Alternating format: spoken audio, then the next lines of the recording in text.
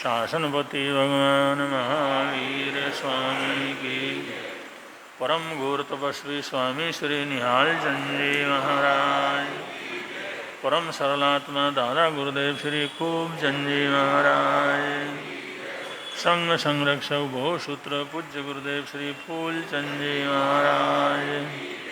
उत्तर भारतीय प्रवर्तक शासन सूर्य पूज्य गुरुदेव श्री शांति स्वरूप जी महाराज। श्रवण संज्ञ सलाहकार भीष्म पितामह राज ऋषि पूज्य गुरुदेव श्री सुमति प्रकाश जी महाराज की जय।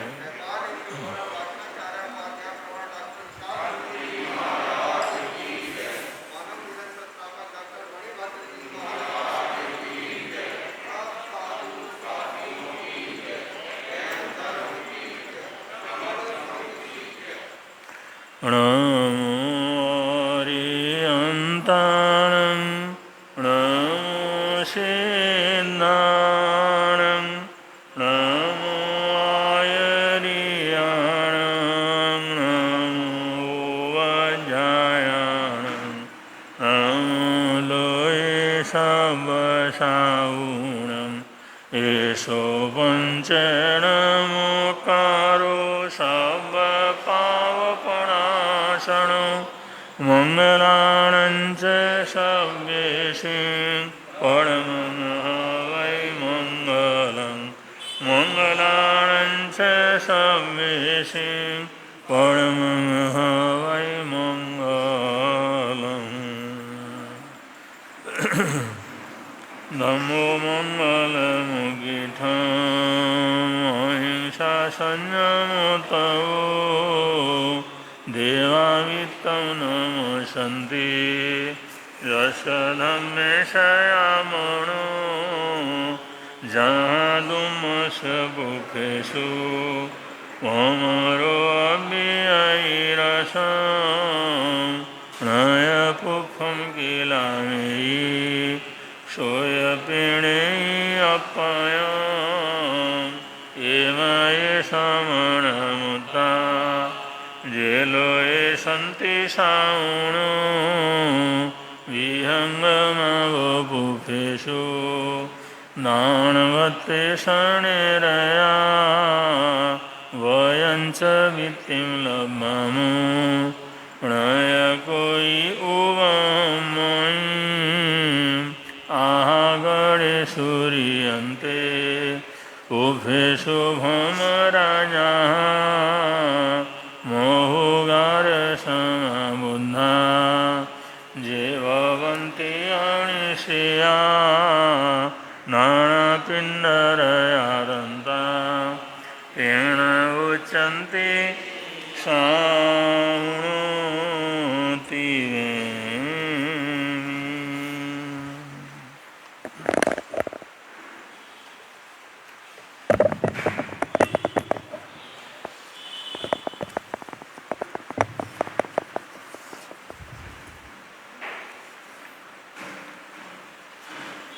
चार दिन की है ये जिंदगी, एक दिन सबको जाना पड़ेगा। चार दिन की है ये जिंदगी, एक दिन सबको जाना पड़ेगा। मौत जालिम की आगोश में एक दिन तो समाना पड़ेगा। मौत जालिम की आगोश में एक दिन तो समाना पड़ेगा। चार दिन की है ये जिंदगी, एक दिन सबको जाना पड़ेगा।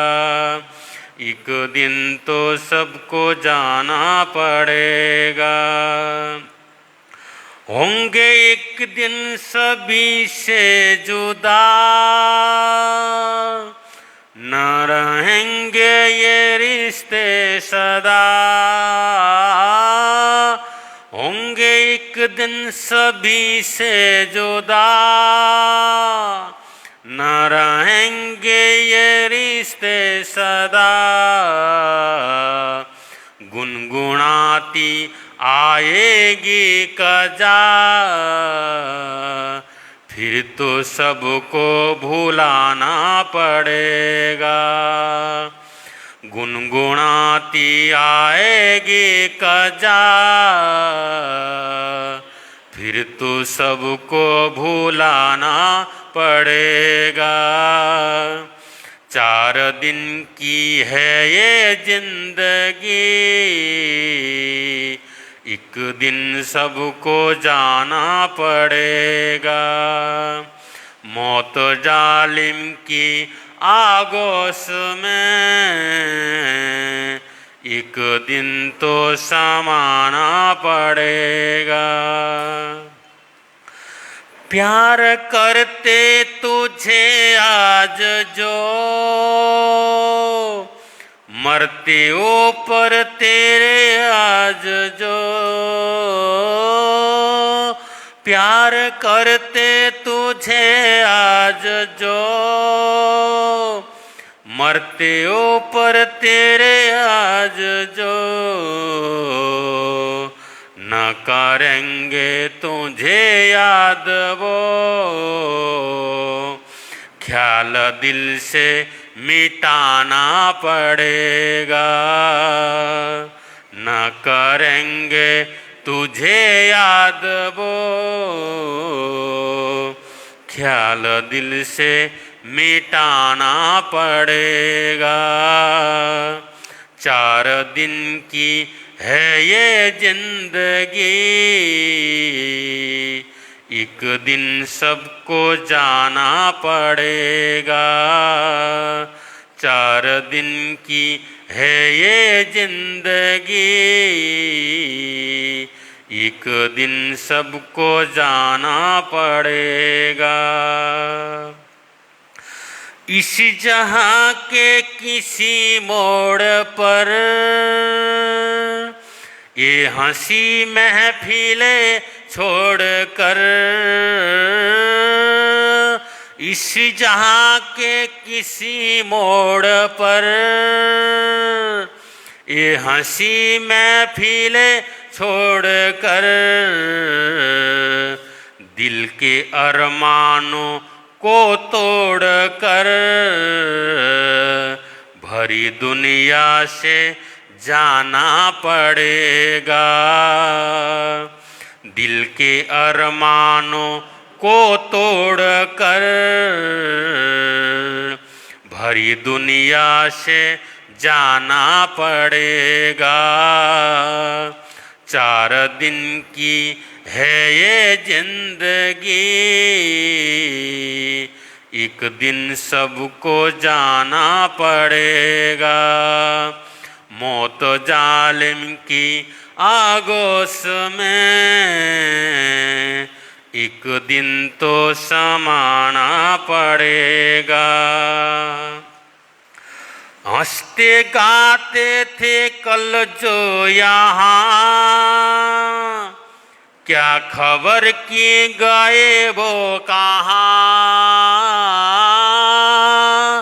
हंसते गाते थे कल जो यहाँ,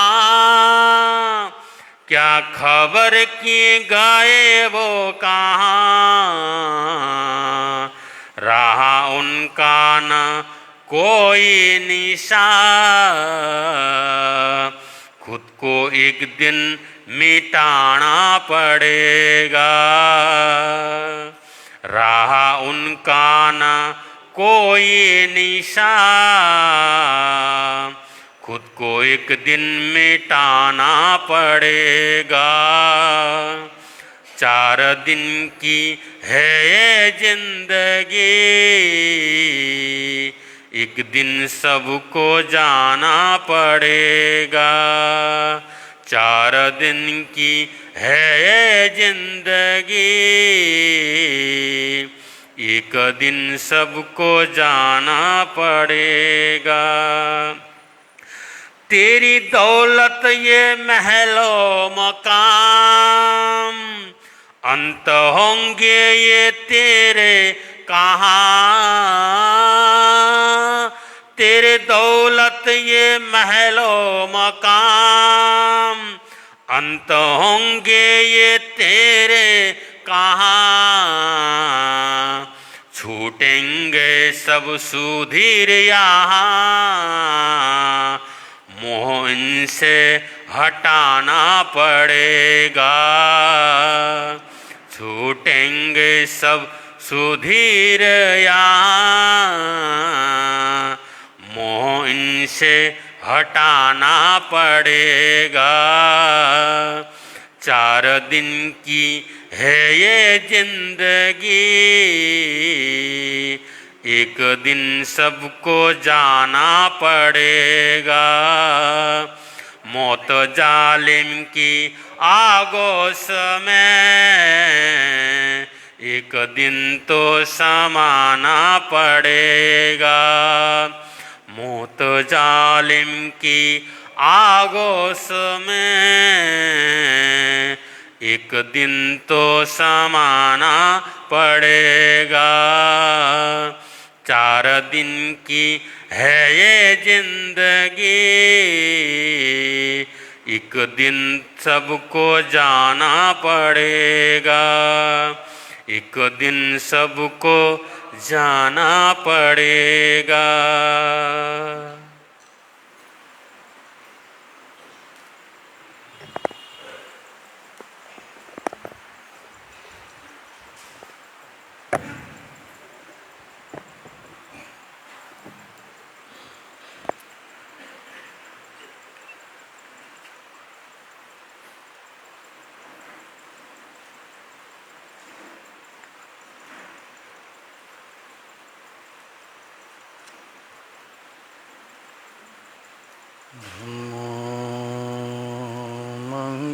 मंगलमुखी ठाम आहीन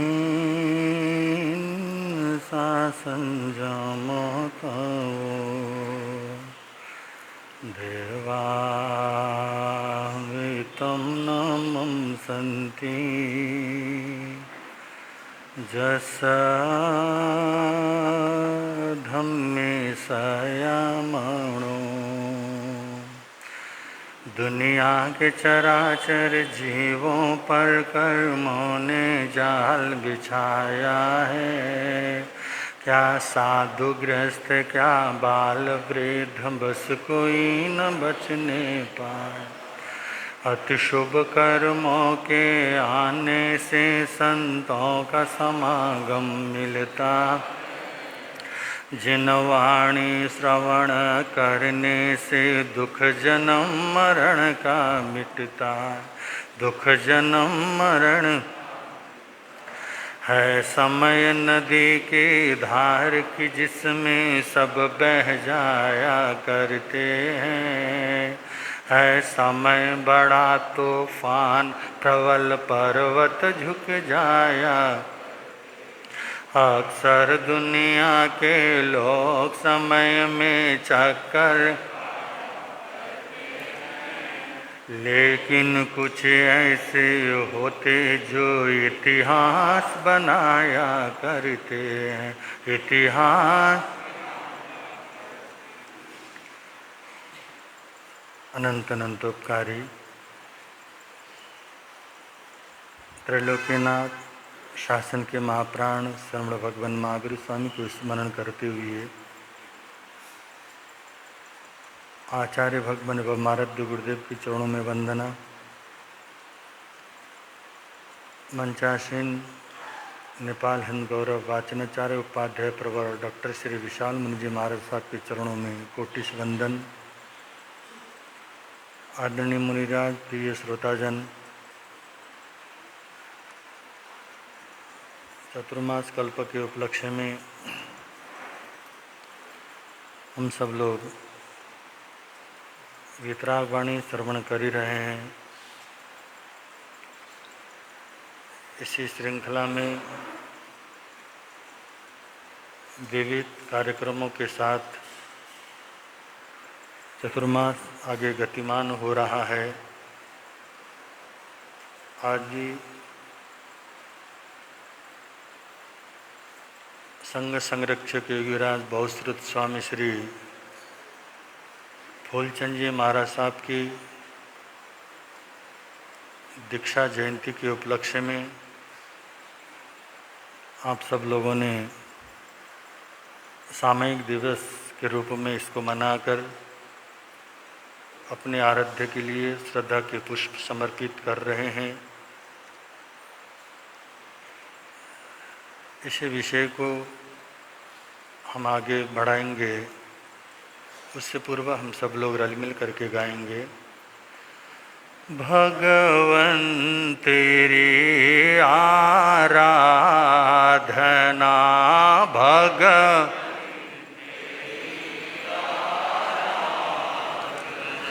मेरी जिंदगी की शान हो, मुझे एक यही वरदान दो, मुझे एक यही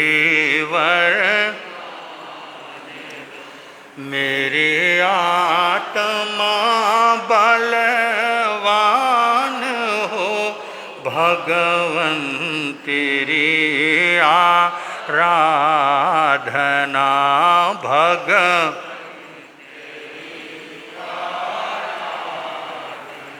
मुझे सुख की कोई परवाह नहीं, दुख में भी निकले नहीं, मुझे सुख की दुख में भी निकले, बस एक तेरा ध्यान हो, बस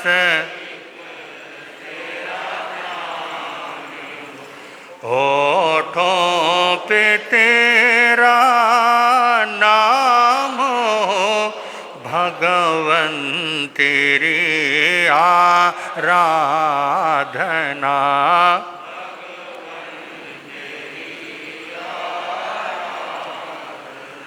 पथ में हजारों विघ्न भी आए डिगाने जो अगर पथ में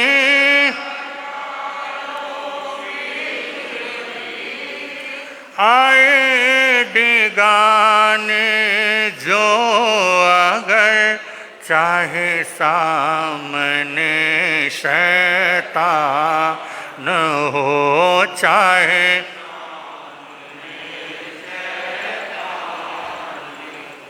मेरे प्राण भी कुर्बान हो, भगवन तेरी आराधना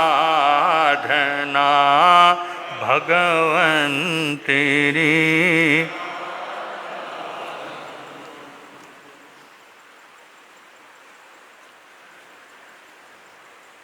विशाल पर्वत की घाटी पर एक पुष्प खिलता है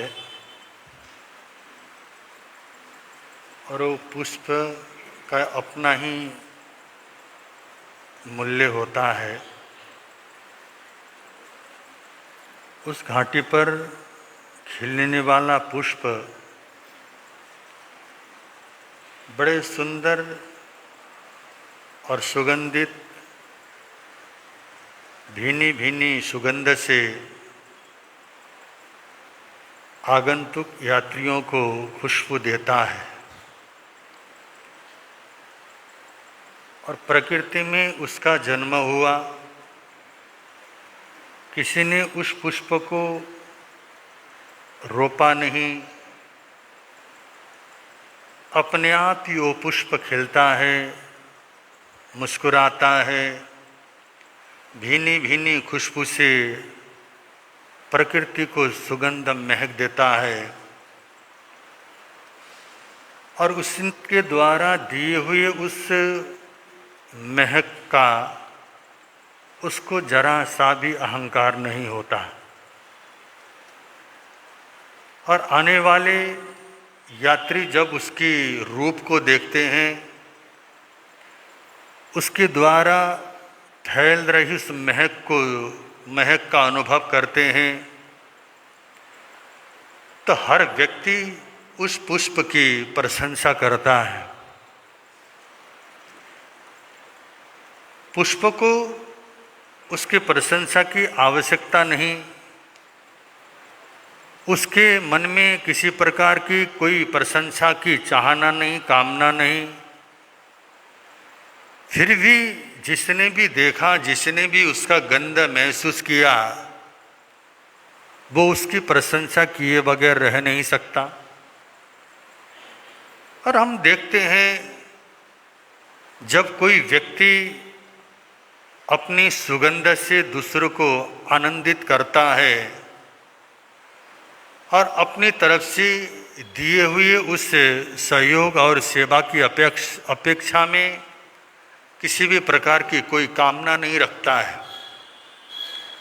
आज हमारी अवस्था तो हम जरा सा किसी को कुछ देते हैं तो जिंदगी भर हम यही उलाहना देते रहते हैं कि मैंने फलाने के लिए ये किया था, परंतु फलाने ने मेरे साथ ऐसा किया। हम तो जिंदगी भर हमारे द्वारा दिए हुए या किए हुए उन कार्यों की प्रशंसा सुनने में मस्त रहना चाहते हैं। परंतु वो भी पुष्प हैं जो पुष्प व्यक्त अव्यक्त रूप में जो उसके द्वारा दिया हुआ सहयोग और सेवा है, उसके चाहने से भी नहीं, ये तो उसका स्वभाव है। उस फूल का अपना स्वभाव होता है, उसके अपने गुण हैं, ये उसका अपना धर्म है। जब उसने माहौल को बदल डाला और बदलने के बाद लोगों को आकर्षित किया और उसके द्वारा दिए हुए उस गंध का या सुगंध का मंदो प्रकृति ने भी एक प्रकार का आनंद महसूस किया। चाँद की चांदनी, सूर्य के किरण और जल मल मिट्टी वायु आदि सभी का उसके जीवन में सहयोग जरूर रहा है और उसके लिए वो कृतज्ञता महसूस करता है। परंतु अंत में जाकर के वो पुष्प प्रकृति में ही विलीन हो जाता है। उसी प्रकृति में खिला था और उसी प्रकृति में वो विलीन हो जाता है। ये इसका जीवन होता है। इसी तरह आप सब लोग जानते हैं, अमीनगर सराय के इस छोटे से कस्बे में एक मानव रूपी पुष्प ने जन्म लिया था। जन्म सामान्य कुल में हुआ। जन्म की उस घटनाओं को आपने एक बार नहीं हजारों बार सुना है। आप जानते हैं कि किस तरह से उनका जन्म हुआ और जन्म लेते समय जो उनकी सुंदरता थी, उनकी सुंदरता को छुपाने के लिए उनकी दादी को मिथ्या भाषा का उपयोग तक करना पड़ा था। ये सारी चीज़ें आप लोगों ने पढ़ी हैं और सुनी हैं। इतना सुंदर उनका रूप था और जितना सुंदर उनका रूप, और वो जीव पुण्यशाली ही जीव था, भाग्यशाली जीव था। परंतु इस जीवन में पुण्य और पाप दोनों साथ साथ में चलते हैं। किसको क्या पता था कि जिंदगी के मात्र 8-9 बसंत में ही उनकी माता का साया उनके सिर से उठ जाएगा। क्योंकि ये उम्र ऐसी उम्र होती है, उसमें वो माता और पिता को सर्व पे सर्वा मानता है। कि जीवन में कुछ ऐसे पड़ाव होते हैं कि बंदो जब एक व्यक्ति, जो बालक थोड़ा बहुत होश संभालता है और होश संभालने के बाद 8-10 साल तक तो अपने माता पिता को सर्वोपरि मानता है। समझता है कि मेरे माता पिता से बढ़कर संसार में कोई ज्ञानी नहीं है, इनसे अच्छा कोई भी नहीं है। ऐसा उसको महसूस होता है 12-15 साल की उम्र तक। और 12-15 साल की उम्र के बाद थोड़ा बहुत जब वो पढ़ना शुरू करता है, पढ़ लेता है, बाहर की दुनिया को देखता है, फिर वो समझने लगता है कि हमारे माता पिता तो पुराने विचारों के, पुराने ख्यालों के हैं, ये बदलना है स्वाभाविक। तो मैं कह रहा था कि 8-9 वर्ष की छोटी सी उम्र में जिस व्यक्ति के सिर से माता का साया उठ गया हो, तो माता की ममता बंदो उसको मिली न हो, तो ये तो हम कह ही सकते हैं सांसारिक रूप में उनको कहीं न कहीं कोई न कोई दुख का अनुभव होना ही चाहिए। और लगभग आज से 100 वर्ष पूर्व विक्रम संवत 1980 की बात, वो प्लेग रूपी महामारी जब उत्तर भारत के संपूर्ण क्षेत्रों को अपने आगोश में ले रहा था, और महामारी में ही अपनी माता, अपने दादी और अपने ताऊ को एक ही दिन में क्या करता है, खो देता है। और सिर्फ पिताजी, वो और अपना छोटा भाई जिसका नाम दीवान सिंह है, मात्र 4 प्राणियों का ये छोटा सा परिवार। अब बंदो घर में न तो दादी है न माता है, और सुख का भोजन मिलने का वो माहौल भी नहीं। ऐसे में उनका जीवन आगे बढ़ रहा था। और वहीं पर एक सौभाग्य प्राप्त हुआ। उस समय श्री करमचंद जी महाराज और दीपचंद जी महाराज का चतुर्मास वहाँ पर संपन्न हो रहा था, और साधुओं का सत्संग मिला। क्योंकि जैन कुल में इनका जन्म नहीं हुआ, यादव कुल में जन्म होने के कारण जैन साधुओं के साथ संपर्क नहीं था। किसी जैन भाइयों के साथ संपर्क होने के कारण जैन साधुओं का सानिध्य मिला, और जैन साधुओं के विचारों से वो प्रभावित होता है। और जैन साधुओं के वो महत्वपूर्ण प्रवचन को सुनने के बाद जीवन में श्री खूबचंद जी, जो हमारे चारित्र नायक हैं, उनके पूज्य पिता जिनका नाम है खूब सिंह, और बंदो खूब सिंह ने सोचा आखिर संसार है क्या, ये आना और जाना, और जाने की तिथि निश्चित नहीं। और प्लेग की बीमारी के कारण हजारों व्यक्ति इस बीमारी के ग्रास हो चुके हैं। और घटनाएं तो छोटी छोटी हैं, अगर उसमें से शिक्षा लेने की अगर हमारे मन में चाहना हो, भावना हो, क्योंकि हम लोग ने भी एक महामारी को झेला है। कोरोना हमारे समक्ष आया, 1, 2, 3 वेरिएंट क्या हो गए आए, और बहुत सारे अपने लोगों को हमने खोया। फिर भी हम लोगों को लगता है वो लोगों ने तो जाना था, लेकिन हम लोग तो क्या है, अमर है। और कोई ज़रूरी नहीं है मरने के लिए सिर्फ कोरोना ही ज़रूरत हो या कोई महामारी। जब आदमी का आयुष्य पूर्ण होता है तो उसको वैसे ही संसार से चले जाना पड़ता है।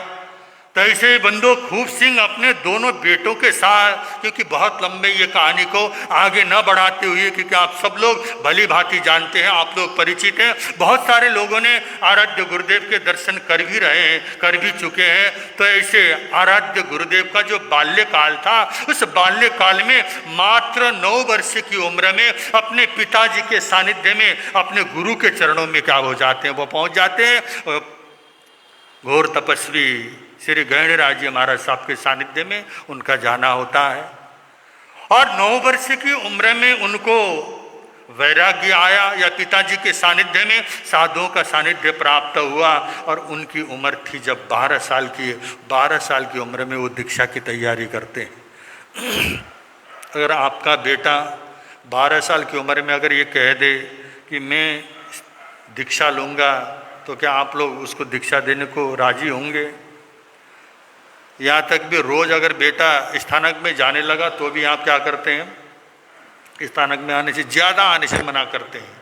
थोड़ा बहुत तो आने देते हो, तो हमने भी सोचा आपके बच्चे बहुत कम है। हम सोच रहे थे आज बच्चों की संख्या अच्छी होगी क्योंकि रविवार का दिन था और रविवार के दिन और बच्चों की संख्या अधिक होनी चाहिए थी, परंतु बच्चों की संख्या जितनी होनी चाहिए उतनी नहीं हुई है।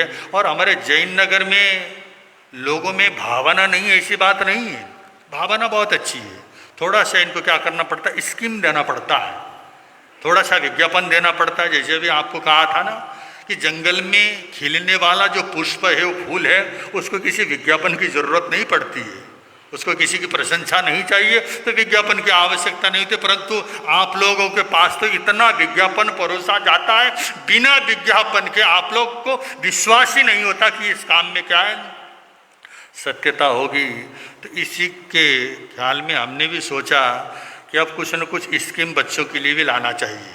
और वो बच्चों के लिए कौन सा स्कीम लाएं, और कुछ न कुछ तो बच्चों के लिए आकर्षण दे ही दें। तो हमने कहा बच्चों को एक टोकन दिया जाएगा, बच्चों सुन लेना, सारे जैन नगर में प्रचार कर देना। जो बच्चा एकासना करेगा उसको 20 रुपया का टोकन मिल जाएगा। अरे माँ बाप भी ध्यान देकर, माताएं भी क्या करें, ध्यान से सुन ले। और 20 रुपया में क्या मिले, 20 रुपये का टोकन।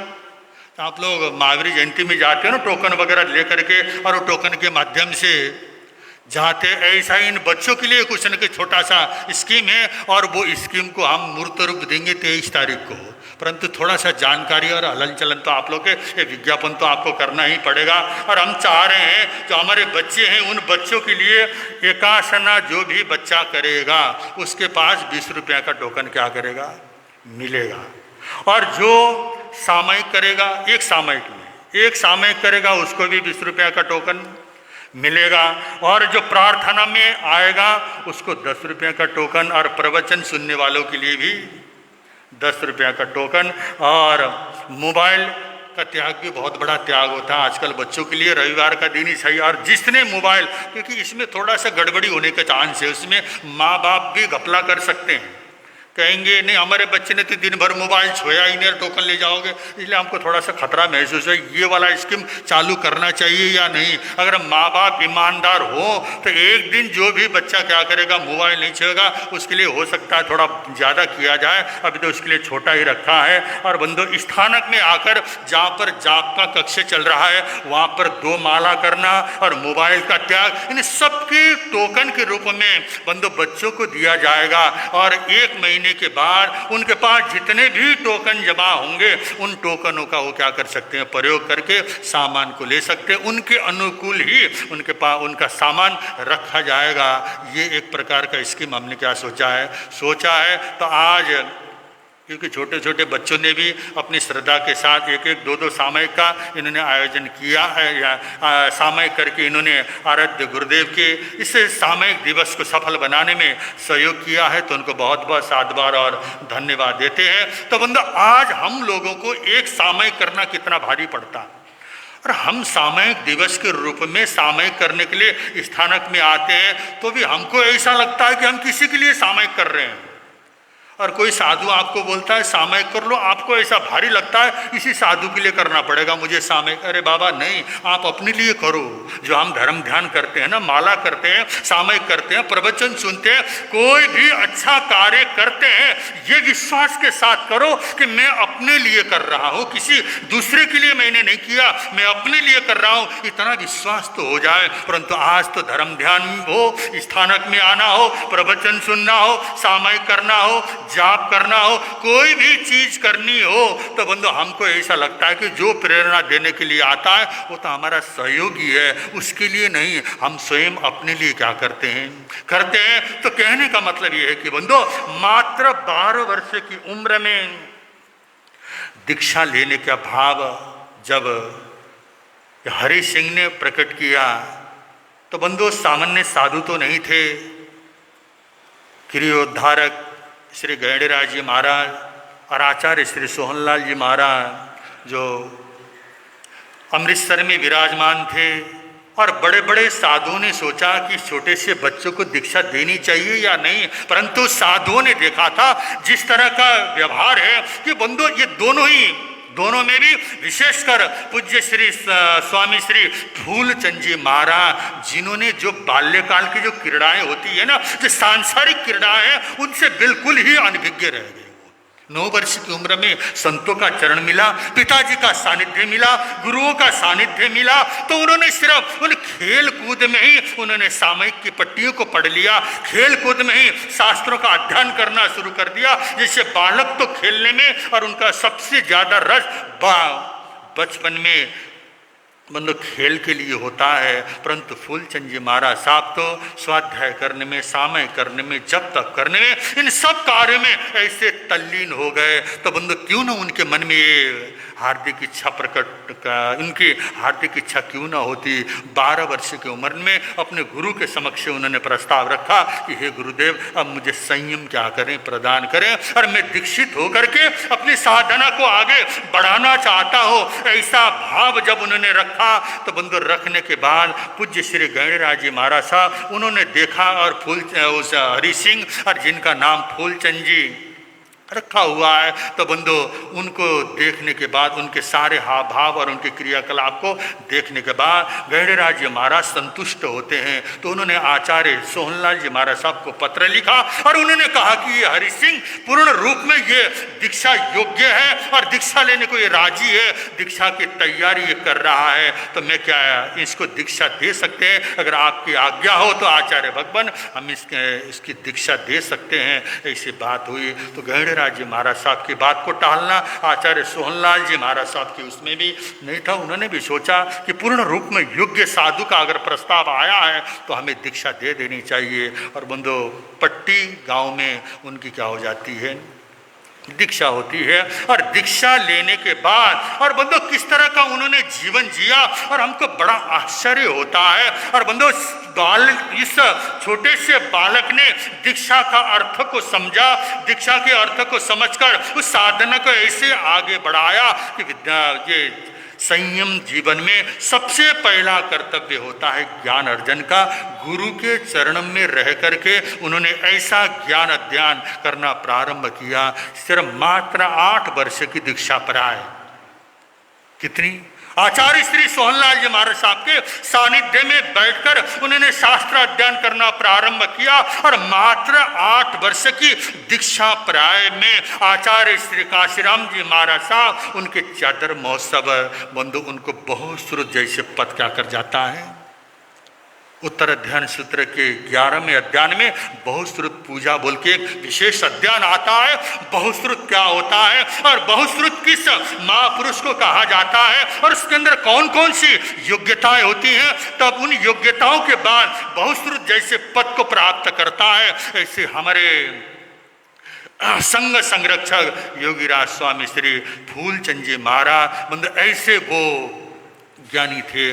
जैन आगम और आगम निगम संपूर्ण वैदिक वांग में आदि का सबका अध्ययन करने के बाद उनको बहुत श्रुत जैसे महान पदवी से क्या किया जाता है। बंधुस भरी सभा में आचार्य काशीराम जी महाराज साहब के उससे दीक्षा उनके उस समारोह में बंधु उनको बहुत श्रुत की पदवी मिलती। उम्र मात्र उनकी 20 वर्ष की और दीक्षा पराय मात्र 8 वर्ष की। तो ऐसे महापुरुष थे। तो उनके चरणों में हम अपने श्रद्धा के पुष्प रखते हुए कहते हैं, फूल गुरुवर को मेरा प्रणाम है, फूल गुरुवर को मेरा,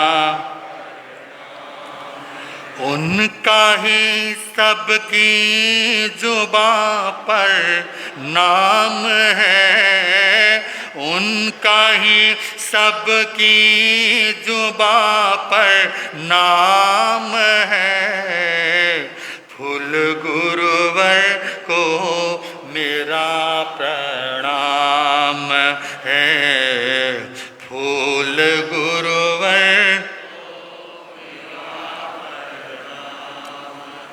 उनकी खुशबू से महकता है जहां, उनकी खुशबू से महकता,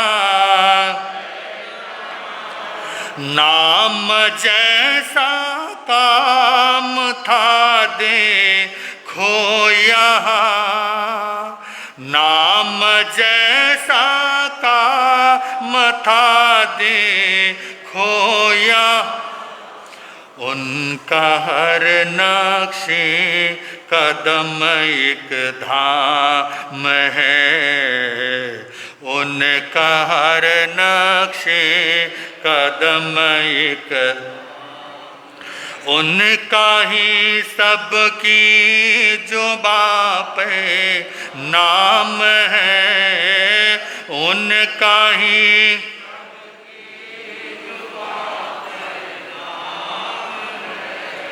फूल गुरुवर को मेरा प्रणाम है, फूल गुरु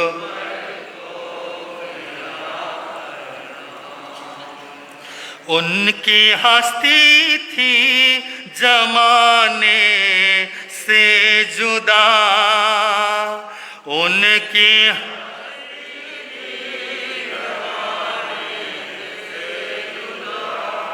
नाम लेते थे सदा माँ वीरदा,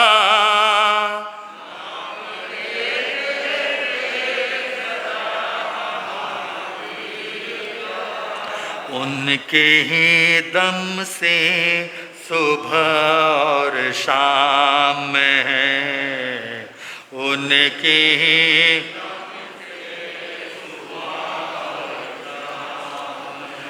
उनका ही सबकी जो बापर नाम है, उन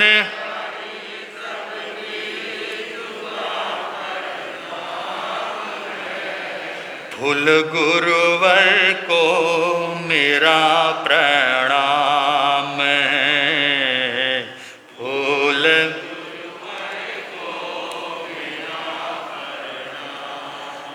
सुमति गुरुवर उनका ही तो रूप है, सुमति गुरुवर उनका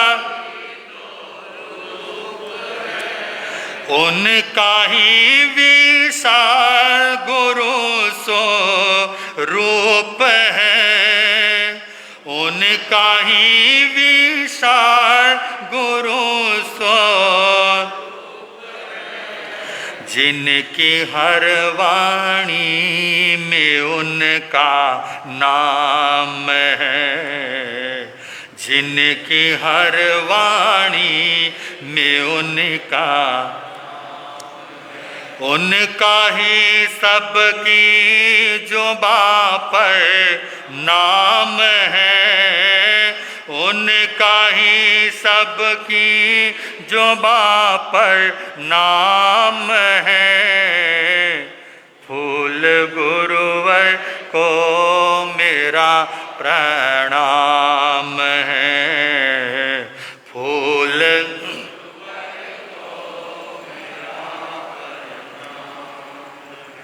तो हम ऐसे आराध्य गुरुदेव जिन्होंने आजीवन सामयिक को अंगीकार किया था, उन्हीं के दीक्षा जयंती के उपलक्ष्य में विशाल आयम्बिल महोत्सव के रूप में 4 दिवसीय ये दीक्षा जयंती का कार्यक्रम आज शुभारंभ हो चुका है और आप सब लोगों ने बड़े श्रद्धा से भक्ति से सामयिक को अंगीकार किया और जो भी आपके पास सामयिक को लिखवाने के लिए भाई और बहनें पहुंची, उनको बड़े श्रद्धा से भावना से उनको अपना नाम लिखवाकर इस कार्य को सफल बनाने में यहाँ पर उपस्थित संपूर्ण भाई और बहनों का बहुत बड़ा योगदान रहा है, क्योंकि होना भी चाहिए। जिन महान पुरुषों ने जीवन भर की सामयिक ली थी, हम देख तो लें 1 घंटा 2 घंटा 3 और 4 घंटे के संभाव में कितना कुछ परिचय जीवन में आते हैं। भले हम अभी इस सामयिक के अर्थ को न समझ पाए, जो समय समभाव की आय मतलब समभाव का लाभ देता हो, उसी को तो सामयिक कहा जाता है। हम कोशिश करें कि जब जब हम सामयिक का प्रत्याख्यान लें, उसके बाद हमको ये समझना चाहिए, सोचना चाहिए कि मैं अब समभाव में प्रवेश कर रहा हूँ और मुझे अब समभाव को स्वीकार करना है। मेरे साथ घटने वाली किसी भी घटना के साथ अब मैं किसी प्रकार की प्रतिक्रिया नहीं करूँगा। उस शारीरिक रूप में हो, वाचिक रूप में हो, चाहे मानसिक रूप में हो, तीनों अवस्था से मैं किसी भी प्रकार की प्रतिक्रिया नहीं करूंगा। किसी घटना को देखता हूं, किसी व्यक्ति को देखता हूं, किसी परिस्थिति को देखता हूं, मेरे मन में कोई किसी प्रकार की प्रतिक्रिया ना आए। किसी भी घटना अगर मेरी चक्षुंद्रिय खुली है तो मुझे दिखाई देंगे, परंतु हर घटना को मैं साक्षी भाव से देखने का प्रयत्न करूंगा। साक्षी भाव से देखा जा सकता है, देखने के बाद उसमें प्रतिक्रिया के भाव ना आए। ये जो हम सामयिक करते हैं, स्थानक में आके प्रवचन में जो सामयिक करते हैं, ये हमारा सामयिक का अभ्यास होता है।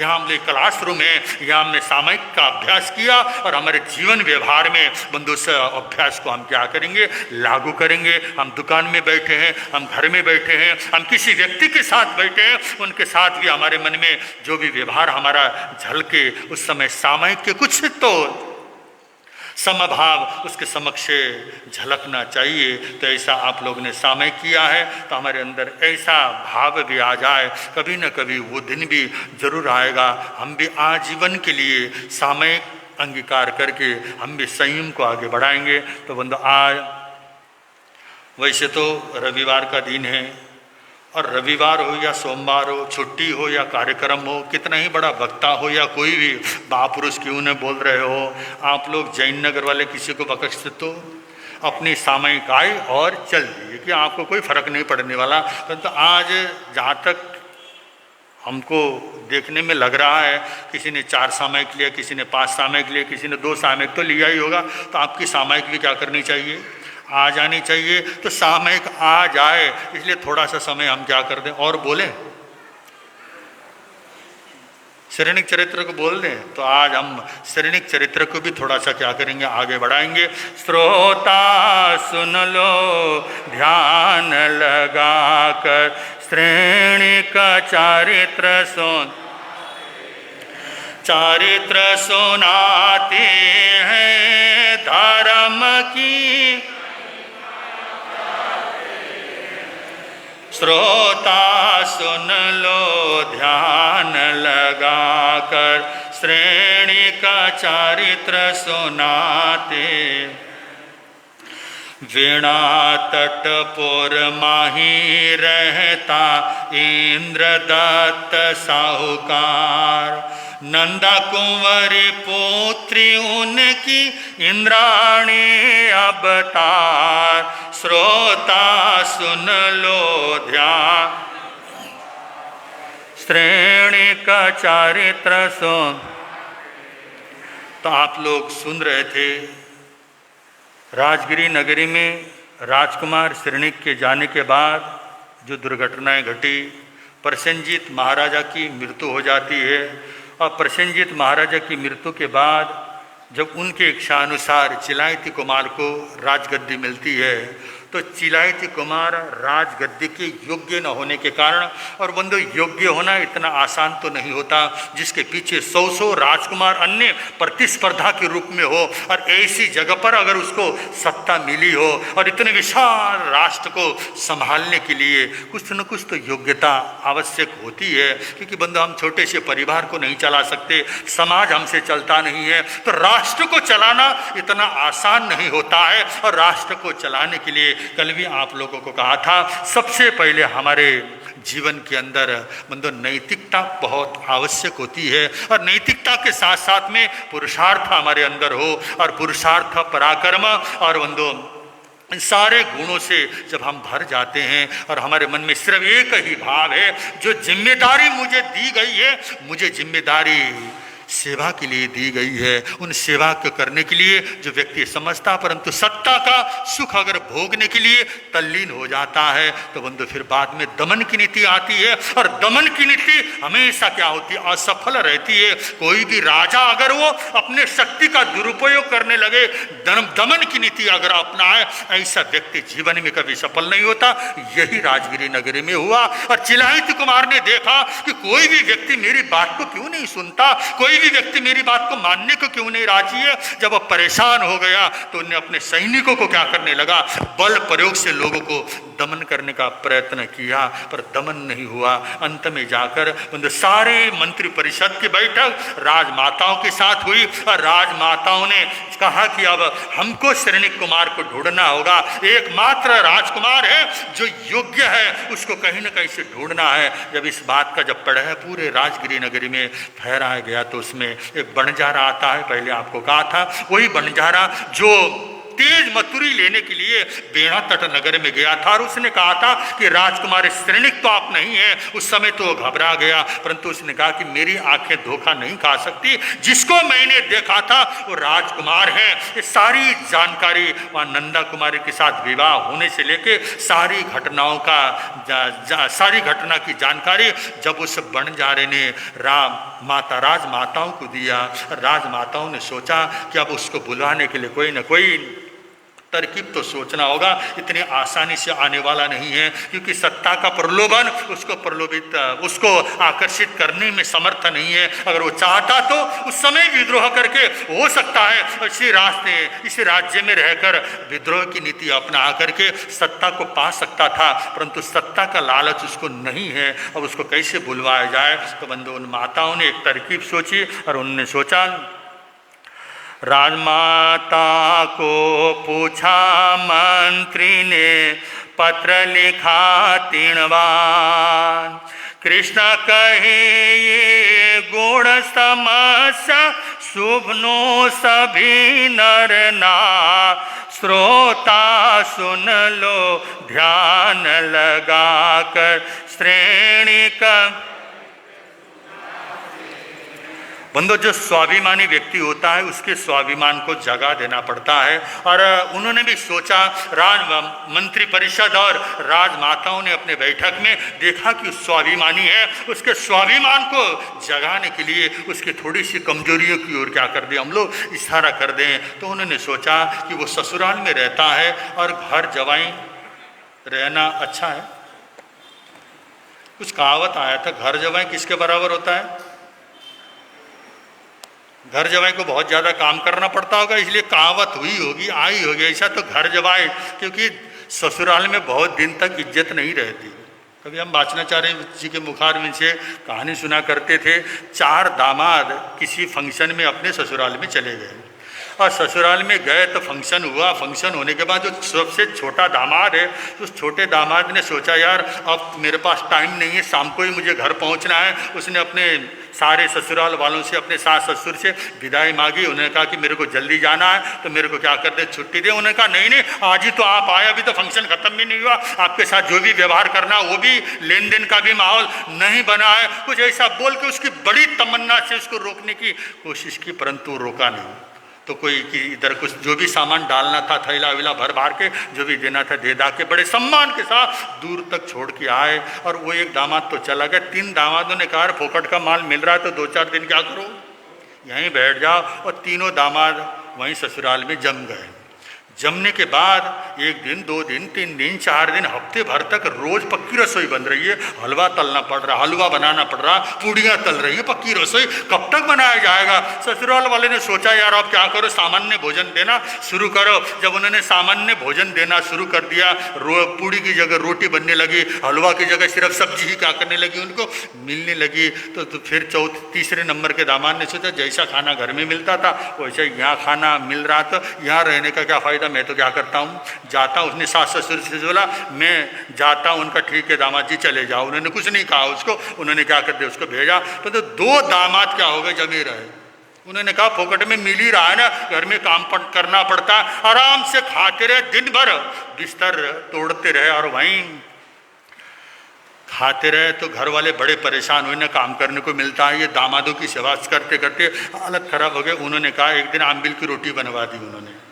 हो सकता है सारे लोगों ने, घर वालों ने आम्बिल कर लिया होगा, कल जैसे आप लोगों ने आम्बिल करना, उन्होंने आम्बिल की रोटी बनवा दी कि हमारे घर में तो सबका क्या है आज आम्बिल है। तो तीसरे नंबर को दूसरे नंबर का दामाद सर अब तो यह खाने में भी स्वाद नहीं रहा है, अब तो मैं क्या करता हूँ जाता हूँ, आम्बिल का नाम सुना सुबह सुबह क्या हो गया वो घर निकल गया। परंतु एक था, चाहे आम्बिल करवा लो चाहे बिना नमक की रोटी दो, परंतु वो क्या कर रहा है घर में बैठा है, खा रहा है, सो रहा है, करता कुछ नहीं है। उन्होंने कहा इसको भगाना इतना आसान नहीं है। बंदो साहब एक दिन थोड़ी सी बैठक करके साला और ससुर के बीच में लड़ाई हो गई। दोनों के बीच में लड़ाई हो तो उसने सोचा दोनों लड़ने लगे, छुड़ाना तो मेरा कर्तव्य देख रहा था, उसने जाके बीच में छुड़ाने की कोशिश की। इधर से साले ने एक मुक्का क्या कर दिया, उसको मार दिया, और उधर से उसने ससुर ने कहा कि आपको बीच में पड़ने की जरूरत क्या, उसने भी एक थप्पड़ क्या कर दिया, उसके गाल में ठोका, और उसके बाद वो वहाँ से क्या हो गया था, भाग गया था। इसलिए ससुराल में ज़्यादा देर रुकना नहीं चाहिए। और ऐसा ही श्रेणिक को जगाने के लिए भी राजमाताओं ने कुछ ऐसी तरकीब सोची है, और वहाँ पर रह रहा है तो उन्होंने कठोर एक पत्र लिखा है, और पत्र में क्या लिखा जाता है और किस तरह से श्रेणिक को बुलाया जाता है, ये समय के अनुसार आपके समक्ष रखने का प्रयत्न करेंगे। और आप और हम सब लोग वाचनाचार्य परवर के मुखार बिंद से जिनवाणी श्रवण करेंगे। बल शरण भगवान महावीर स्वामी की।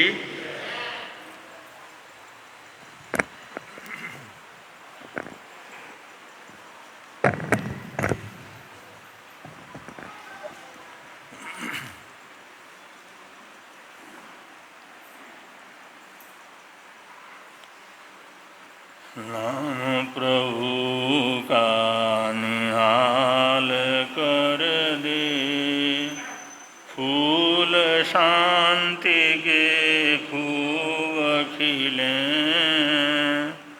मानव जीवन महक उठे तब, सुमति अरु सत कर्म मिले, दीत रागता ध्येय ध्यान का, सद जाए नर जीवन में, अनेकांत अहिंसा फलित हो, जन जगत के ब्राह्मण में, अनेकांत अहिंसा फलित हो, जन जगत के प्रांगण में।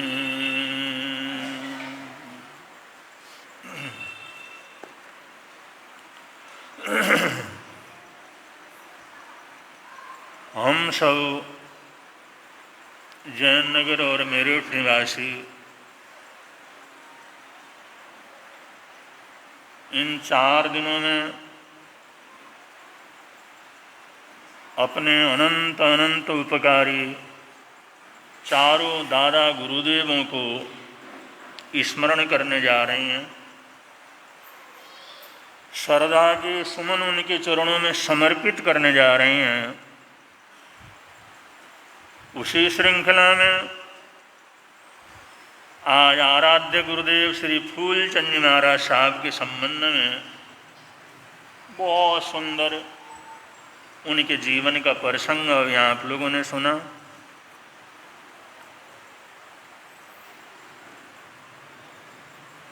परम घोर तपस्वी निहाल चंद जी महाराज साहब परम सरलात्मा, जो हमेशा छाया की तरह गुरु निहाल चंद जी महाराज साहब के साथ रहे। वो कहते थे ये खूबचंद तो मेरा तेजस्व शरीर है, कारमान शरीर है, जो कभी उसको छोड़ता नहीं है, आत्मा को छोड़ता नहीं है। मोक्ष होने से पहले कारमान शरीर और तेजस्व शरीर आत्मा से अलग नहीं होता। तो उन कहते थे ये मेरा 5वां शरीर है, ये तेजस्व शरीर है, ये कारमान शरीर है। और हम लोग कहते हैं वो छाया की तरह उनके साथ रहते थे। और आराध्य फूलचंद जी महाराज साहब और आराध्य शांति स्वरूप जी महाराज साहब दोनों ही एक सिक्के के दो पहलू थे, हमेशा एक दूसरे का सहयोगी बन करके रहे। तो इनमें से किसी को भी हम याद करते हैं तो चारों को ही याद करते हैं, क्योंकि चारों के बिना हमारे को कुछ भी, क्योंकि जब से देखा चारों को साथ में देखा।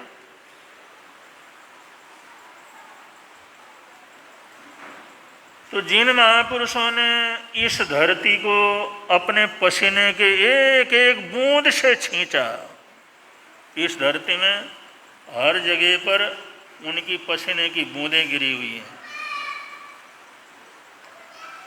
हमने देखा फूलचंद जी महाराज साहब गर्मी के मौसम में जब गोचरी के लिए जाते थे, उनका शरीर, उनका चादर पसीने से तरबतर होता था और उनके पसीने इस धरती के ऊपर गिरते थे। ये वो धरती है जिनको उन महापुरुषों ने अपने पसीने से सींचा, अपने आशीर्वाद से सींचा, अपने पैरों के चरण रस से सींचा।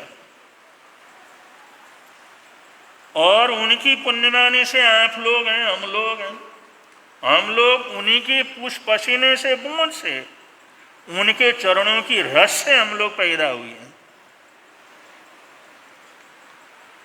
इसलिए हमारे लिए वो गुरु भी हैं, हमारे लिए माई बाप भी हैं। हमने भगवान को तो नहीं देखा, उनसे अलग क्या भगवान होगा, हमारे लिए भगवान भी है। अब इस श्रद्धा को बराबर आप लोग बना करके रखते हैं, रखना चाहिए, क्योंकि ऐसे महापुरुषों को भूलना ये बहुत बड़ी कृतज्ञता होती है। और कृतज्ञता ये जीवन का सबसे बड़ा पाप रहता। आज हम यहाँ पर चतुर्मास करते हैं, आकर के लोग देखते हैं, महाराज कहाँ रह रहे हो, क्या शाताकारी थानक है, क्या हरियाली है, क्या खुले चौड़े जैसे सड़क हैं, क्या समृद्धि संपन्न है, चारों तरफ बंगले हैं। आज देश भर से कोई आता है तो इसकी प्रशंसा करे बिना नहीं रहता।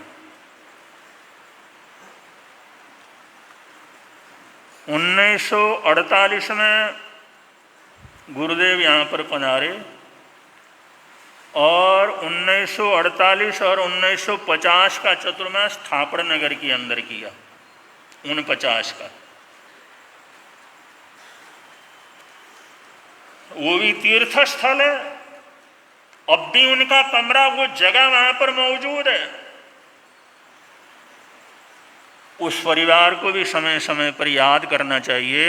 हमारी तकलीफ के समय जब हमारे पास उन महापुरुषों को देने के लिए एक कमरा नहीं था जैन समाज के पास,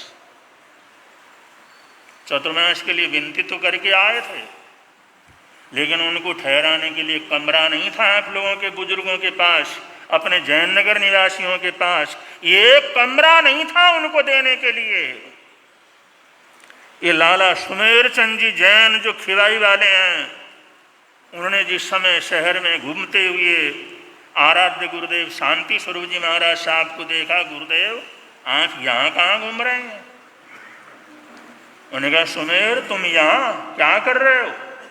वो खिवाई के रहने वाले थे, उन इलाकों के अंदर गुरुदेव ने बिहार किया हुआ था। उन्होंने कहा सुमेर तुम यहाँ? गुरु जी यहाँ मकान बनवा रहा हूँ।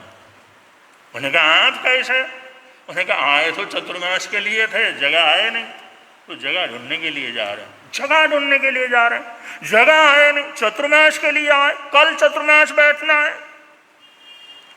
सुमेर चंद को बड़ा वो लगा, गुरुदेव आप कहते क्या, करते क्या है, पहले सोचना था ना। उन्होंने कहा क्या सोचते, अपनी बरादरी तकलीफ में है, उनके दर्द को देखा नहीं गया। हमने सोचा चलो कुछ न कुछ हो जाएगा, आ तो गए, कल से चतुर्मास बैठना है, लेकिन जगह नहीं है, इसलिए देखने जा रहे हैं। बंधुओं सोचिए और उस जमाने तक पहुंचिए, उन महान आत्माओं का हमारे ऊपर कितनी बड़ी कृपा है। हम लोग तो अपना खून दे करके भी उनका ऋण नहीं उतार सकते। हम दुनिया भर की बात तो करते हैं, इधर से उधर की बात तो करते हैं, लेकिन इन महापुरुषों का ऋण हम अगर खून भी दें तब भी हम उतार नहीं सकते। सुमेरमल जी ने कहा, गुरुदेव मेरी जगह मकान तो बन रहा है लेकिन पूरा अधूरा है, देख लो। उन्होंने कहा, सुमेर इधर कोई जगह वगैरह तो और दूसरी जगह तो नहीं है। और उस समय कहाँ जगह थी, वो भी बाहर ही था, जयनगर बिल्कुल बाहर है, इस शहर के बिल्कुल उस किनारे के ऊपर था, कहाँ जगह थी। तो मेरे मकान को देख लो, लेकिन अभी तो अधूरा है, अभी तो खिड़कियां भी लगी नहीं है, अभी तो फर्श भी नहीं लगा है, अभी तो छत ही पड़ा है उसमें। अगर आंख को कुछ अनुकूलता लगती है तो देख लो। ले करके गए कच्चा मकान, अभी उसका छत ही पड़ा हुआ था, कोई फर्श नहीं, पूरे दीवार नहीं, खिड़कियां नहीं। उन्होंने कहा, सुमेर अगर तुम्हारी आज्ञा हो तो हमारे को अनुकूलता रहेगी चतुर्मास की, कोई दिक्कत नहीं। गुरुदेव यहाँ चतुर्मास कैसे करोगे? उन्होंने कहा, उसकी चिंता मत करो। बंधुओं उसी दिन सुमेर सिंह ने, खिवाई वालों ने अपना मकान बनना बंद कर दिया। आज से ही मजदूर बंद कर देता हूं, आप विराज। लेकिन हम लोग भी इन परिवारों को याद नहीं रखते,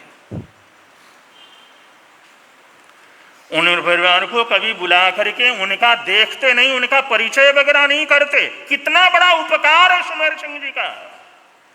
जिस समय हमारे पास एक कमरा नहीं था, उनको चतुर्मास के लिए अपना मकान दे दिया उन्होंने।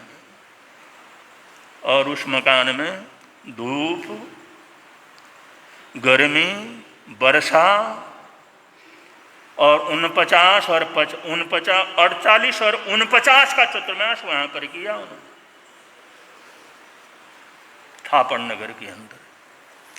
और ये 2 साल आंख के बुजुर्गों को समझाने में लग गए। सब कहते थे गुरु, वो कहते थे अरे जमीन वगैरह ले लो, कुछ संगठन वगैरह बना लो, कुछ कमेटी वगैरह बना लो, जमीन वगैरह खरीद लो। अरे महाराज कहाँ, यहाँ सरकार की बातचीत हो रही है, वहाँ सब पड़ा हुआ ना, इनका समझौता होते ही जाना है जहाँ छोड़ के आए। गुरु महाराज हाथ पकड़ पकड़ के बैठाते, साहब अब जाना आना कहीं नहीं है, यहीं रहना है, ले लो यहाँ पर कुछ न कुछ। बंधु ऐसे हालात थे जिन्होंने करोड़ों की संपत्ति वहां छोड़ करके आए थे, मकान बने बनाए छोड़ के आए थे। और जो किसी कह देता था समझौता हो जाएगा, सब आए उनको भेज देगी सरकार, लोग सोचते थे सब हो जाएगा, ठीक ठाक हो जाएगा। बातचीत चल रही है आपस के अंदर। गुरु महाराज थे, कुछ नहीं होना, ले लो यहीं। 2 साल इस जमीन को लेने में लग गए, 2 साल तक समझाया, उठ के भागते थे, पकड़ पकड़ करके बैठाते थे। ये जमीन लेना और समाज को इकट्ठा करना, समाज का संगठन करना, उनको समझाना, उनके लिए 2 साल का समय लगा। 2 चतुर्मास वहाँ पर किए, 2 कमरों के अंदर, वो बने हुए कच्चे मकान के अंदर। उनका उपकार कभी भूलना चाहिए। हमारे हर बच्चे को बतलाओ उनका कितना अनंत अनंत उपकार है हमारे ऊपर। और जिस समय ये हाउसिंग सोसाइटी बनी, जैन नगर का हुआ, भाई प्लाट वगैरह कटे, सब कुछ हो गया, और फिर सोचा भाई उस जंगल में जाकर के रहेगा कौन। गुरुदेव घंटाघर से आगे कोई बस्ती नहीं है, शहर यहाँ है, और वो स्टेशन के बाद जंगल है। पहले हम लूटे फूटे हैं, वहाँ तो कोई भी आकर के हमारे को लेकर के चला जाएगा, वहाँ कहाँ रहेंगे। उन्होंने कहा पहले थानक बना लो, चलो थानक बना लो, हम रहेंगे वहाँ पर, फिर तो रहोगे, हम रहेंगे तब तो रहोगे ना वहाँ पर। उन्होंने कहा फिर तो रहेंगे, आप रहेंगे तो फिर तो थोड़ी इधर उधर जाएंगे। बंधु 2-2 पैसा 4-4 पैसा इकट्ठा करके एक एक आना, 2-2 पैसे का चंदा, 1-1 पैसे का चंदा। वो 2-2 पैसे के चंदे से इसके 2 कमरे बनवाए। ये जो तपस्वी महाराज का कमरा है, पाठ का कमरा, और ये गुरु महाराज का कमरा, एक में फर्श पड़ा था उस समय का सीमेंट का, एक में तो कुछ भी नहीं था, कच्चे कमरे बनवाए सबसे पहले। ये कच्चे कमरे बनवाए और लोगों को भरोसा हुआ गुरुजी ने तो वहाँ रहना है, थाने को बनवा लिया, भाई हम रहेंगे तब तो रहोगे। तो यहाँ के जिनके पास थोड़ा सा दो कुछ था, कुछ साधन थे, उन्होंने अपने अपने प्लाट में 1-1 कमरा उन लोगों ने बनाया। चलो भाई अब वहाँ रहेंगे, जंगल है, गोचरी पानी कहाँ से होगा, उनका खाना पीना कहाँ से होगा, रहेंगे कैसे? अरे कोई ना कोई तो जाना ही पड़ेगा। तब कुछ परिवारों ने अपने अपने प्लाट में 1-1 कमरा बनाया उस समय। और 1950 में 2 कमरे जो कच्चे कमरे थे उसमें चतुर्मास करने के लिए गुरु महाराज थापड़ नगर से यहाँ पर पधारे और उन्हीं के साथ कई परिवार, जैसे राजकुमार जी का परिवार है, खैराती शाह जी का परिवार है, और परिवार हैं, उनके साथ अपने अपना जिनका कमरा अच्छा हो गया था वो रहने के लिए उनके साथ प्रवेश किया 1950 में। आज हमारे पास इतनी सुविधाएं हैं, आज हमारे पास एक से एक बढ़ कर के सुविधाएं हैं। उस समय कच्चे कमरे, वो बुजुर्ग महापुरुष तपस्वी निहाल चंद जी महाराज साहब, वो बड़ी उम्र के अंदर साधक खूबचंद जी महाराज साहब, दोनों संत कर्मठ, और वही 2 कमरे, उनके अंदर ही गोचरी करना, उनके अंदर ही पानी रखना, उनके अंदर ही कपड़ा लत्ता धोना करना, उनके अंदर ही प्रार्थना करना, उसके अंदर ही प्रवचन करना, उसके अंदर भी आए गए को सुनाना, उसी के अंदर 2 कमरे के अंदर चलता रहा। उनके लिए जगह की कमी नहीं थी, दिल्ली से एक बढ़कर के संघों की विनती थी। कांधला आदि बड़े बड़े संघ चाहते थे, गुरु महाराज कहाँ रह रहे हो, चलो वहां पर आकर चतुर्मास करो। उन्होंने कहा नहीं भाई, इन लोगों को किसके भरोसे छोड़ करके जाए। फूलचंद जी महाराज साहब कहते थे मेरे कहने से ये लोग वहां से आए, वरना बंधुओं रावलपिंडी को छोड़ना कोई आसान काम था। भरी हुई दुकानें, भरे हुए शोरूम, अपनी कोठियां, अपने मकान, अपना वर्चस्व, राजनीतिक वर्चस्व, बड़े बड़े पदों के ऊपर उन लोगों को सारा छोड़ना आसान काम था। वो लोग कहते थे गुरु महाराज कुछ समय का ऐसा है, आगे तो सरकार ने बोला है ना, जो जाना चाहे जा सकता है, रहना चाहे रह सकता है, तो ऐसा समझौता हुआ है और आराम से रहेंगे, अपना देश है ना, यही तो है। ये बंटवारा हुआ तो क्या हुआ, आखिर हमारा सब कुछ तो यहीं पर है। गुरु महाराज कहते थे भूल जाओ, अब यहां रह सकोगे भूल जाओगे, अगर यहां रहोगे तो बर्बाद हो जाओगे, इसलिए हर हालात के अंदर सब कुछ छोड़ करके जाना है, और भरी भराई दुकान को छोड़ करके जाना, भरे भराए मकान को छोड़ करके जाना, गड़े खजानों को छोड़ करके जाना। वहां से निकलना कोई आसान काम था। फूलचंद जी महाराज साहब ने कहा भूल जाओ, तुम लोग देख लो किसी भी तरह से, वरना किसी को घर से निकालना आसान काम होता है। पता नहीं कितने मन के अंदर होती हैं, भाई सरकार बातचीत कर रही है, समझौता ऐसा हुआ है, जो इधर रहना चाहे इधर रहे, उधर रहना चाहे उधर रहे।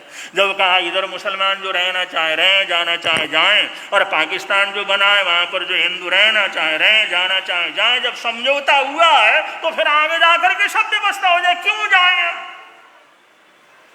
लेकिन फूलचंद जी महाराज साहब शेर दिल थे, उनकी आवाज में बड़ी ताकत थी, आत्मा बोलती थी। उन्होंने कहा नहीं, तुमने चलना, तैयारी करो यहां से चलने की। उस समय एक भी परिवार को रावलपिंडी के अंदर रहने नहीं दिया, एक भी परिवार को, एक एक बच्चा निकाल करके आखिरी राज के अंदर आए।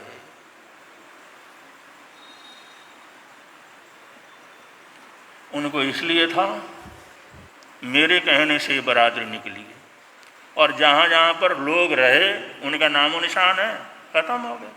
जो हिंदू थे सब मुसलमान बन गए। लड़कियों को उन्होंने पकड़ा, ये कर दिया वो कर दिया। जो जनसंख्या थी घटते घटते घटते 0 तक आ गई। वहां पर जहां जहां पर लोग रहे थे, जैन रहे, दूसरे अपने जो हिंदू परंपरा वाले रहे, वो सब धीरे धीरे पूरा उनका खानदान सब कुछ खत्म हो गया। और रावलपिंडी में तो शाही जीवन, लोग गलीचों के घोड़े के नीचे गलीचे बिछाते थे, ऐसी सेठाई थी,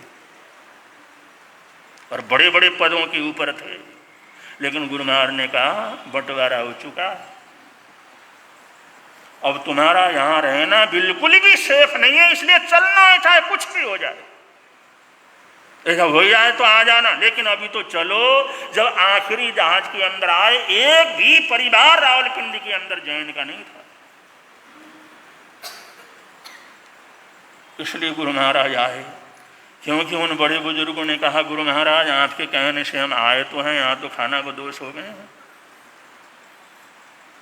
इसलिए आप चलो, थोड़ा सा आपका सहारा हो जाएगा तो रुक जाएंगे, बच जाएंगे, वरना तो बर्बादी हो गए, इसलिए आए थे। तो चारों तरफ की विनतियाँ थीं, बड़े बड़े संघों की विनतियाँ थी। दिल्ली बड़ा महानगर था, बड़े बड़े क्षेत्र थे, गुरु महाराज का परिचय था, वो प्रसिद्ध संत थे, और ये यूपी के गांव भी एक से एक बढ़ करके संपन्न थे, कितना था। लेकिन फिर भी उनने कहा नहीं, इस हालात में इनको छोड़ करके हम नहीं जा सकते। बंधु, जिन महापुरुषों ने इतनी बड़ी कुर्बानी की हम लोगों के लिए, मेरठ वासियों के लिए, कोई कर सकता है? कोई नहीं कर सकता। जो उन्होंने कुर्बानियां दी, कोई कुर्बानी नहीं दे सकता। जो अपने सुख सुविधाएं सब छोड़ा, अपना मान सम्मान छोड़ा, और 2 साल से 1950 और 1951 2 साल तक 2 कमरों में चतुर्मास किया। सर्दी भी उसी में, गर्मी भी उसी में, बरसात भी उसी में, गोचरी पानी भी उसी में, प्रवचन भी उसी में, प्रार्थना भी उसी में, आए गए भी उसी में। हिसाब लगाइए।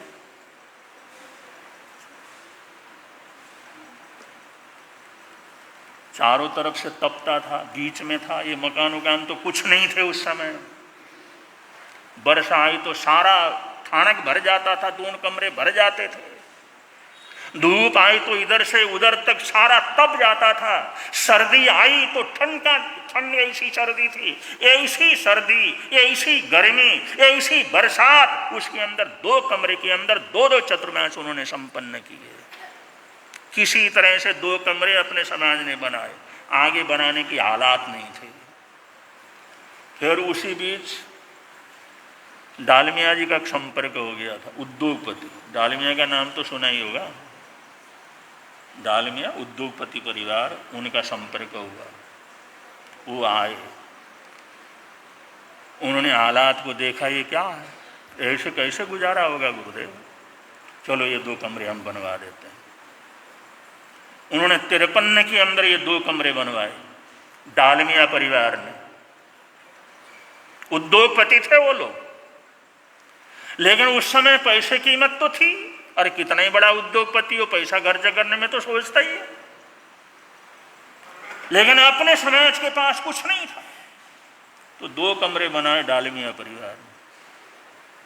आता जाना था, और उद्योगपति थे, और बाद में भी उनका जाना आना रहा। लेकिन एक बार गुरु महाराज से ऐसे कार्य के लिए कहा, इसके अंदर आपको सहयोग करना है। और उद्योगपति तो उल्टे सीधे सारे काम करते हैं ना। उन्हें कहा भाई इसके अंदर हम कुछ नहीं कर सकते। उन्हें कहा महाराज आप हमारा सहयोग करोगे, आपकी सारी पूरी हो जाएगी, समाज की सारी इच्छा पूरी कर देंगे, जहां कहोगे वहां पर खर्च करेंगे नहीं। इस केस में अगर हम जीत जाते हैं, हो जाते हैं, इसके अंदर करोड़ों की आमदनी होगी, जितना कहो लगा देंगे। लेकिन गलत चीज के लिए उन्होंने सहयोग नहीं दिया। उन्होंने कहा डालमिया जी हम संत हैं, हमने घर बार छोड़ा हुआ है, हम संयम पथ के ऊपर चलते हैं, हम 5 महाव्रतधारी हैं, ऐसे केसों के अंदर हम कहीं सच्ची बात हो और तकलीफ है उसके अंदर हम सहयोग कर सकते हैं, पार जा पता सकते हैं, लेकिन इन कामों के लिए, गलत कामों का हम सहयोग नहीं दे सकते। जब उन्होंने देखा भाई हमारे तो काम तो इधर उधर ऐसे होते हैं, फिर यहाँ जाने से क्या काम, फिर डालमिया परिवार का आना जाना बंद हो गया। उन्होंने कहा ये महाराज तो उस चीज़ के लोभ के अंदर पड़ करके वो चीज़ कुछ करने वाले नहीं। तो बंधु 2 कमरे अपने बरादरी ने बनाए, 2 कमरे डालमिया परिवार ने बनाए, और इन कमरों के अंदर कब तक चतुर्मास होते रहे? 1976, 77, 78 तक, जब हमारे पंडित जी महाराज साहब की दीक्षा हुई। वो बैरागी थे, दूसरे साल उनकी दीक्षा थी, तब यहाँ पर चंदे हुए थे, भाई हमने हॉल बनाना है। बड़ी दिक्कत होती है, बड़ी तकलीफ होती है, बैठने की जगह नहीं, बाहर ही सब कुछ करना पड़ता है, और कभी भी बरसात होती है तो व्याख्यान में उठ करके भागना पड़ता है। अब ये तो खुला ही था, उधर से बरसात आए इधर तक आ जाती, इधर से बरसात आए तो उधर तक आ जाती थी, कहाँ बैठेंगे? तो किसी तरह से 75, 76 के अंदर ये हुआ ना कि हमारे दीक्षा के कई साल के बाद 72 में हमारी दीक्षा हुई। जब पंडित जी महाराज साहब बैरागी थे, आशीष होने की भी दीक्षा हो गई थी, तब जाकर के ये जो है थानक का ये जो हॉल बनाने का निश्चय हुआ। फिर चंदा हुआ तो कोई कहता मेरा 1100 रुपया, हम सोचते 1100 रुपया, 2100 रुपया, अब 5100 रुपया बोले तो अरे कमाल है वे, देखो कौन है ये देने वाला, कौन है इतना बड़ा सेठ। उस समय तो 2100, 1100, 2100, 3100 तो बहुत बड़ी राशि होती थी। और पंडित जी बैरागी थे, वो कहते यहाँ हॉल बनेगा तो मेरे चेले यहाँ पर कूदेंगे, यहाँ पर पढ़ेंगे लिखेंगे, ये करेंगे। जैसे गुरु जी का था ना भाई चेले बनाने का, ऐसे पंडित जी महाराज साहब का भी ऐसा ही था, ये हॉल बनेगा मेरे बड़े चेले बनेंगे। बंधु उनके जो है दीक्षा के बाद ये थानक बना, ये हॉल बना। तो 50 से लेकर के 53 में 4 कमरे बने, और उससे लेकर के 76, 77 तक चारों कमरों के अंदर गुरु महाराज रहे, आए गए संत रहे, बड़े बड़े संत रहे, आचार्य सम्राट यहाँ पर पधारे, प्रवर्तक पधारे, अधिकारी संत पधारे, बाहर के संत पधारे, सब एडजस्टमेंट करके रहे। इसी में गोचरी पानी सब कुछ, और आए गए का रखना करना। बड़ा बलिदान दिया है उन लोगों। उन चारों महापुरुषों का जो बलिदान मेरठ के लिए है, जो मेरठ की हर बरादरी के लिए है, हर परिवार के लिए है। हमारा परिवार कभी क्या यहाँ का पंजाबी परिवार, क्या यहाँ का अग्रवाल परिवार, वो सभी परिवार वाले कोई भी उनके उपकार को कभी जिंदगी के ऊपर भुला नहीं सकते। गुरु महाराज जी पहले संत थे जिन्होंने यहाँ पर रहते हुए उन्होंने अग्रवाल भाइयों को कहा तुम अपने अलग से सभा बनाओ। वो जानते थे ये भावड़े हैं और ये बनी है, कभी भी खटपट बटपट हो सकता है। अब ये खसीडामल और इनके भाई कहते महाराज आप समाज को तोड़ने की बात कर रहे हैं। अरे देवपुरी वगैरह में रहते थे अपने अग्रवाल भाई, वो कहते हैं संत तो जोड़ने की बात कर रहे हैं, कहते हैं आप कहते हैं अलग से संग बनाओ, आप तोड़ने की बात करते हैं। अरे हमारा यहाँ पर इतना, अरे भाई तुम जो आज देखते हो मैं 10 साल बाद की बात, 15 साल बाद की बात देखता हूँ, बना लो। तो बंधुओं यहाँ पर अग्रवाल समाज का संघ बनाया, ऐसे जैन सभा मेरठ बनाया अग्रवाल परिवारों को जोड़ करके। अगर उन्होंने उस समय न बनाया होता तो आज वीरनगर नहीं होता, वीरनगर की बरादरी नहीं होती। उस समय भी वो लोग भी गांव से आए हुए थे, कुछ नहीं था, रोज मेहनत करते, रोज रोटी लेकर के खाते थे, कुछ नहीं था। उन्होंने कहा हमारे पास कुछ नहीं है तो क्या करें, 5-5 पैसा लेकर के एक अठन्नी लेकर के मेंबर बनाओ। ऐसा बनाया। फिर 77 के अंदर यहाँ पर इमरजेंसी लगा तो ये जो कबाड़ी बाजार है जिसको बेस्याओं का मोहल्ला कहते हैं, उधर कोई जाना भी जो है आदमी सोचता था मरने के बराबर है। वो मोहल्ला ऐसा था, गंदा मोहल्ला था, अय्याशी लोग जाते थे। वेश्याओं के कोठे बने हुए थे वहाँ पर दुनिया भर के, सरकार ने खाली करवाया। फिर वो मकान जिस समय एलाट होने लगे तो गुरु महाराज ने ऐसे जैन सभा अग्रवाल समाज का बुला के कहा वहाँ पर वो मकान जो है वो जो बोली लग रहे हैं वहाँ का एक मकान ले लो। उसने मर गए, वे तो मर गए गुरुजी। और वहाँ जा करके मना करे थानक के लिए, थानक के लिए वहाँ पर कबाड़ी बाजार में जाकर के मकान ले। अरे मैं कह रहा हूँ वो करो, अरे तुम्हारा मेरे ऊपर थोड़ा भरोसा है ना, अरे मैं जो कहता हूँ वो करो, मैं सुमति को भेजूंगा ना। कबाड़ी बाजार में थाने के लिए, क्योंकि वहां पर चंद रुपयों के अंदर मिलने वाला था और जगह तो कोई हिसाब ही नहीं था, मिलने की संभावना नहीं थी। तुम्हारे पास जो पैसा है यहीं पर मिल सकता है, वहां पर ले लिया मकान 2-3 मंजिला। और क्योंकि वेश्याओं का मोहल्ला था, बदनाम मोहल्ला था, लेने लोने के लिए बड़े लोग कहाँ आने वाले थे, वैसे वहाँ पर वो हो जाना था, तो वो मकान दिलवाया। और गुरुजी को हमारे को परीक्षण करने के लिए, पाठ करने के लिए कबाड़ी बाजार भेजते थे। क्या अग्रवाल समाज उनके उपकार को भूल सकता है? आज वो नाम लेने में शर्म करते हैं, लेकिन ये उनकी दुर्भाग्य की बात है। उनका संग बना तो गुरु महाराज ने बनाया, अग्रवाल समाज को जोड़ा तो गुरु महाराज ने जोड़ा। आज वीरनगर में इतना बड़ा संघ है तो ये सारा का सारा उपकार गुरु महाराज का है, लेकिन वो सोचते हैं वो फलाना है, वो फलाना है, पता नहीं कहाँ कहाँ से लेकर के आते हैं, और वो सोचते हैं वो तो महान है, इनका तो क्या है। घर वालों को जो उपकारी परमात्मा को भूल जाते हैं, भूलना नहीं चाहिए। उनके बुजुर्गों से पूछना चाहिए किस तरह से उन्होंने संघ बनाया और कैसे वो थानक। फिर जिस समय ऐसा करके हमारे को भेजते थे और हम जाते थे, परीक्षण किए कई बार कबाड़ी बाजार में। कोई जाकर के कबाड़ी बाजार में परीक्षण करता, जाप करवाता है, गुरुजी के साथ हम जाते रहे। फिर जिस समय ये दिल्ली रोड के ऊपर ये कॉलोनी कटी, उस समय कहा भाई तो वहां पर जगह ले लो।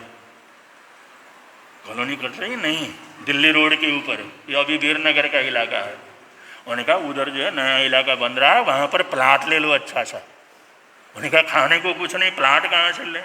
आप कभी कुछ कहते हैं कभी कुछ कहते हैं, वहाँ कहाँ से लेंगे? अरे वो कबाड़ी बाजार है ना, उसको बेच करके उसमें लगा लो।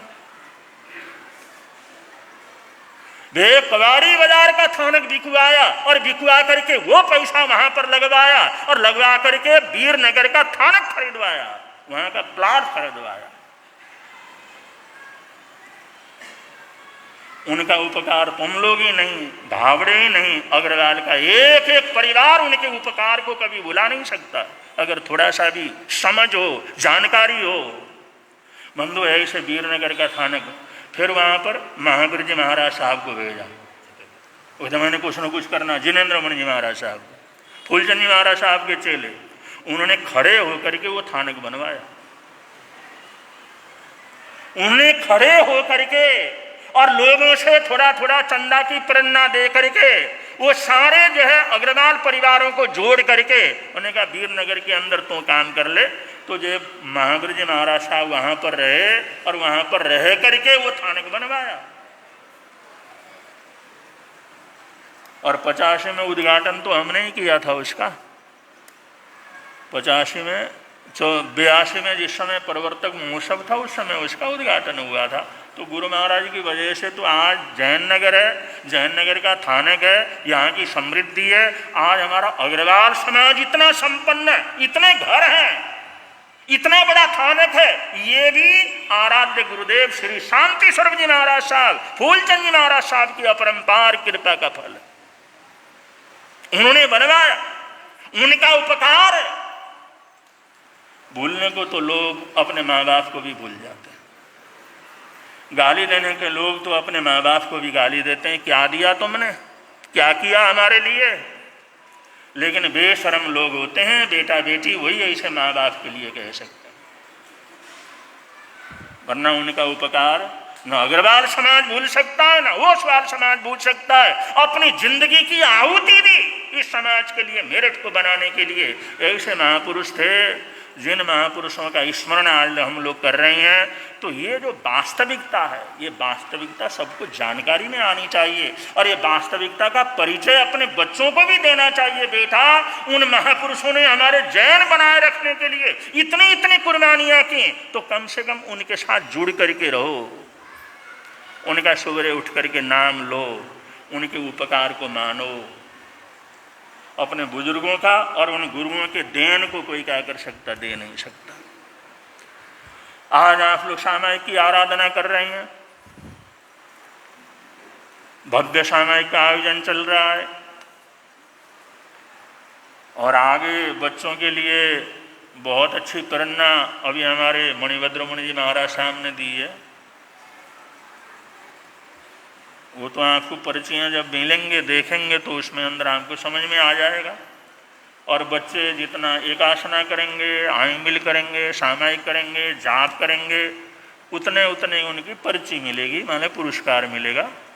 फिर वो पैसे एक एक पर्ची करके जितने पैसे हो जाएंगे ना, तो आखिर के अंदर यहाँ पर हमारे संजीव मिंटू जी जैन ये लेकर के आए योजना बड़े दूर से, और उन्होंने कहा वो सामान उस समय रखा जाएगा, तरह तरह का सामान रखा जाएगा। जिसके पास जितनी पर्चियां हैं, उन पर्चियों में जितने पैसे हुए हैं, उससे एक सामान ले या 2 सामान ले या 3 सामान ले, तो उस समय वो सामान उन पर्चियों के पैसे से क्या कर सकते हैं, ले सकते हैं। बड़ा अच्छा जो है ये योजना है। और मिंटू जी ने कहा भाई ये सब हम इंतजाम कर लेंगे, संघ के ऊपर कोई भार नहीं डालेंगे, हम लोग इंतजाम करेंगे। बच्चों के अंदर संस्कार रहना चाहिए। अगर हमारे बच्चे संस्कारी हैं तो लक्ष्मी तो हमारे घर रोज आती जाती रहेगी। एक तरफ प्रवर्तक शांति सेवा समिति डायलिसिस का काम कर रहा है, जिसके अंदर बहुत खर्चा है, रोज का खर्चा है, और दूसरी तरफ उनको ये भी चिंता है बच्चों के अंदर संस्कार हर हालात के अंदर रहना चाहिए। बच्चे आना चाहिए, किसी भी कीमत के ऊपर आना चाहिए। इसलिए ये योजना लेकर के आए हैं। और बच्चों को सबको आप लोग बतला देना। कल को आप लोगों को वो कहेंगे तुमने नहीं बतलाया, अरे तुमने हमारे को क्यों नहीं बतलाया, लड़ेंगे तुम्हारे से। अरे तुम्हारे को ऐसा भी नहीं है, हमारे को आके बता दे, हमारे दोस्तों ने इतने पर्चे बना दिए, हमारे पास कुछ नहीं है। फिर लड़ेंगे बुरी तरह से, गालियां देंगे माँ बाप दादा दादी को, क्या सुन करके आते हो तुम लोग, हमारे को बताया नहीं। इसलिए पर्चियों की जो आयोजन है उसकी सूचना हर बच्चे तक आप लोग अपना पहुंचाइए।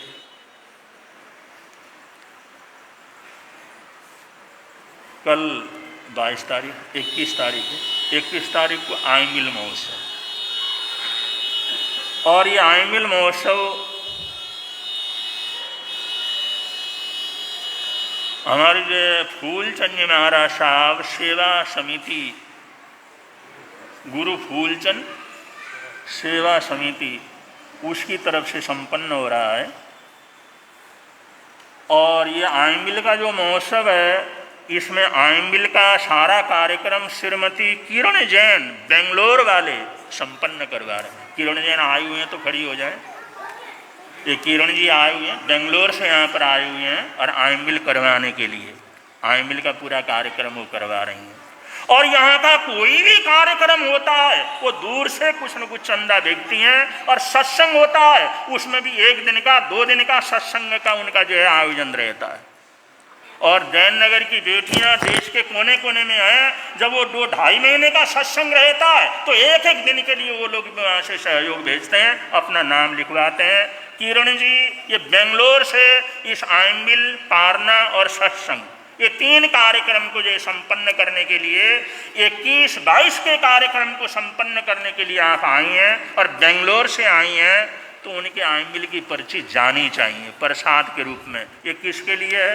ये फूलचंद जी महाराज साहब के चरणों में आयमिल का पुष्प भेंट करना। जैसे आप लोगों ने आयमिल का पुष्प उन्हें में भेंट किया, तो इतने दूर से आप आई हैं, इतनी भावना रखती हैं, तो उनका उत्साह हमेशा बना रहे, उसके लिए ज़्यादा से ज़्यादा आयमिल की पर्ची आप लोग लेंगे।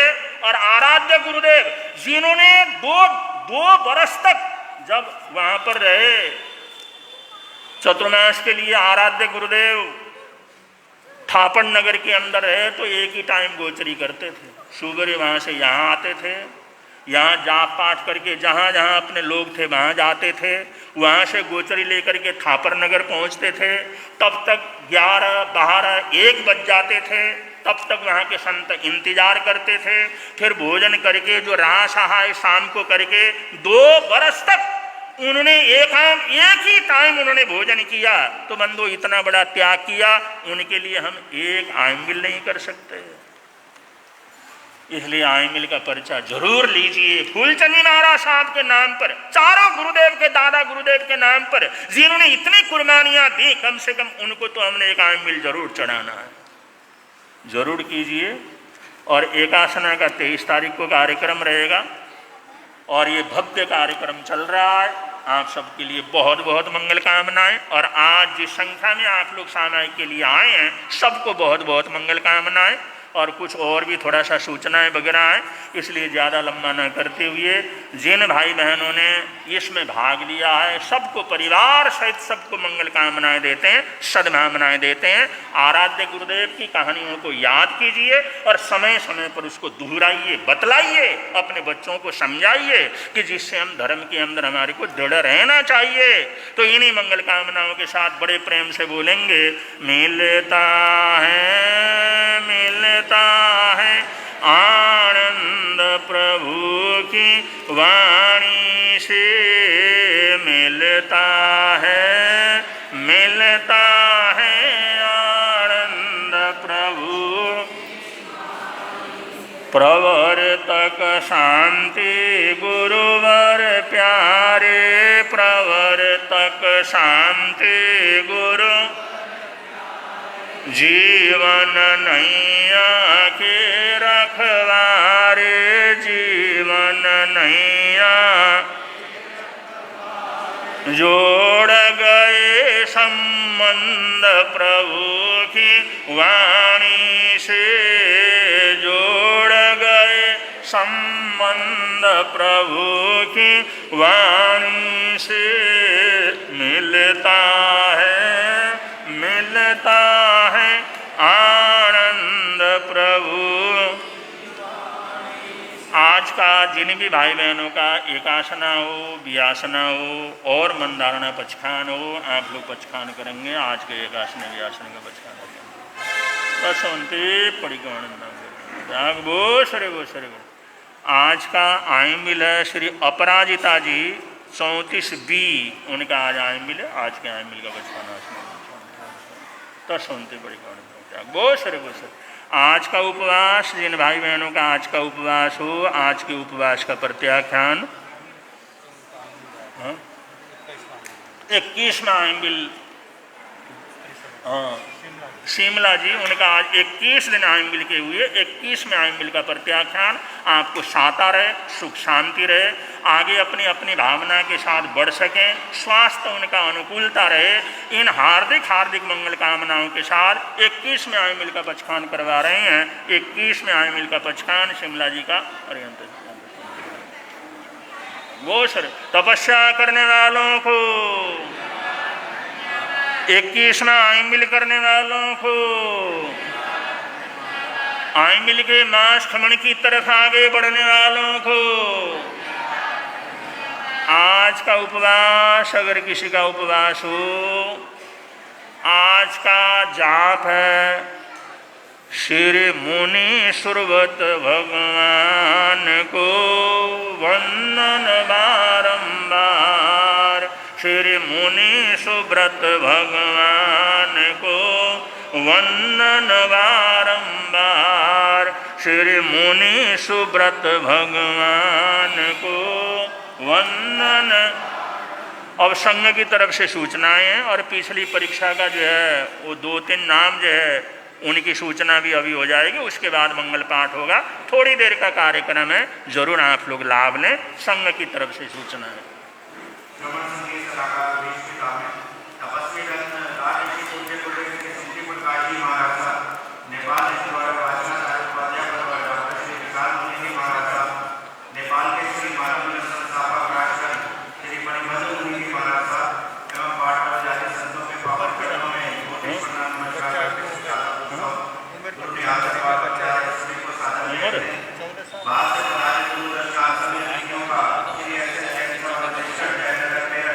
हार्दिक स्वागत करती है, अभिनंदन करती है। आपकी नाश्ते व भोजन की व्यवस्था बहुत आरामदायक की गई है। कृपया पदार्थ का सदुपयोग करें। 15 से नीचे सेवा का मौका अवश्य प्रदान उनको करें। परिचय मिलेगा। ज़्यादा लंबा कार्यक्रम नहीं है, 5 से 7 मिनट का ही कार्यक्रम है। चातुर्मास से प्रारंभ से ही नवकार महामंत्र का अखंड जाप कार्यालय वाले कक्ष में चल रहा है। आज का जाप श्री डिप्टी लाल जैन, पूनम जैन, चौहत्तर सिंह परिवार की तरफ से संचालित किया जा रहा है। एवं कल पंचमी का पावन दिवस, कल का जाप 24 घंटे का रहेगा। कृपया सूचना का ध्यान रखें, कल का जाप 24 घंटे का रहेगा और प्रबंधक गुरु श्री शांति संघ के सदस्य इस पाठ को संचालित करेंगे। जिन भी महिला क्लबों की संगठनों की, पुरुष क्लबों की संगठनों की ड्यूटी है, कृपया वे अपनी ड्यूटी का ध्यान रखें।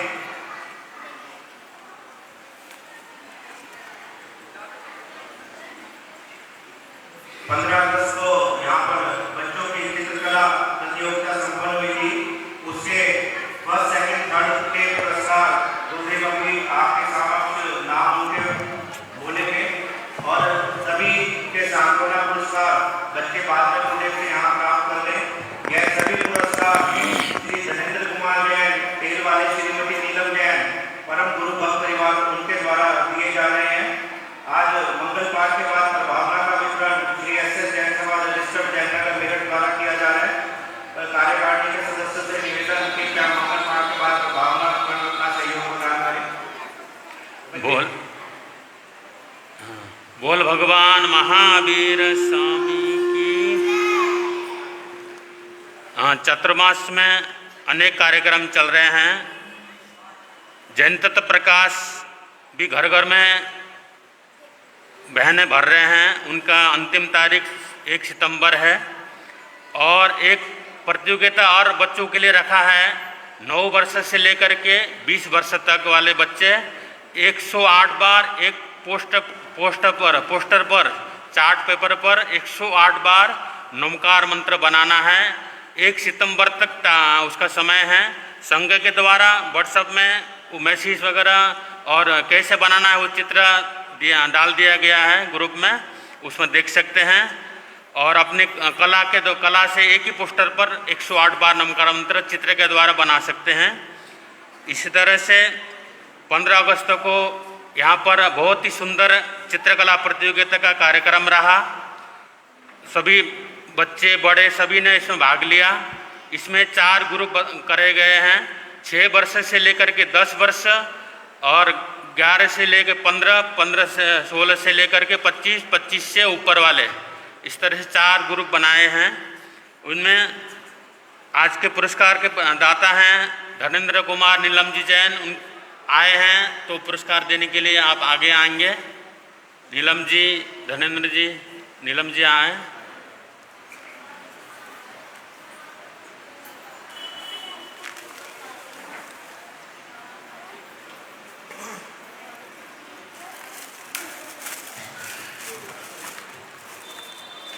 बड़ा कार्टून में है, बड़ा कार्टून।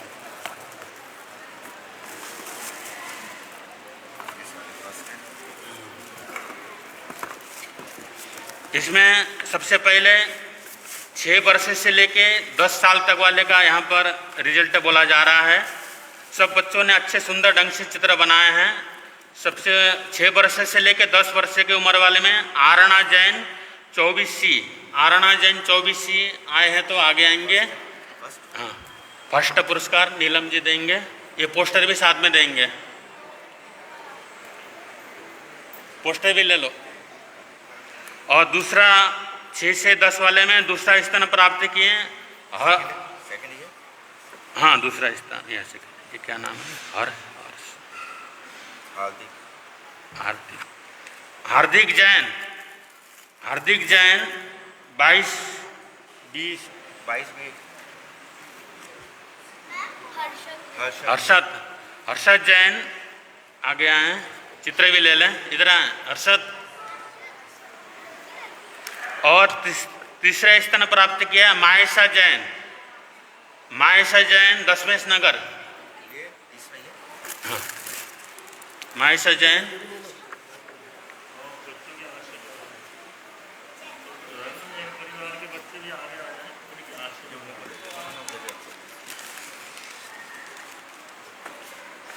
इस तरह से अब 11 साल से 15 साल तक उम्र वाले यहाँ पर अभिषा जैन प्रथम स्थान प्राप्त किए। अभिषा जैन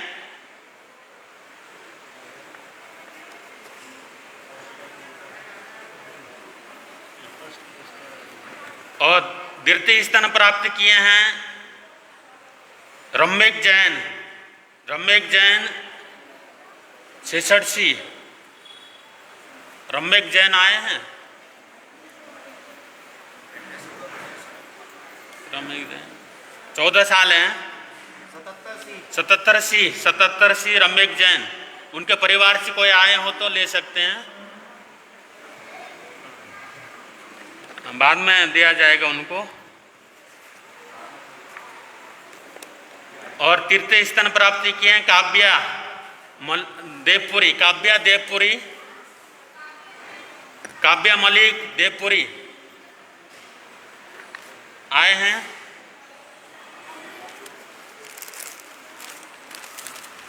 और 15 साल से ऊपर वाले, 15 साल से ऊपर वाले में रूपाली जैन 78 रूपाली जैन 78 रूपाली जैन।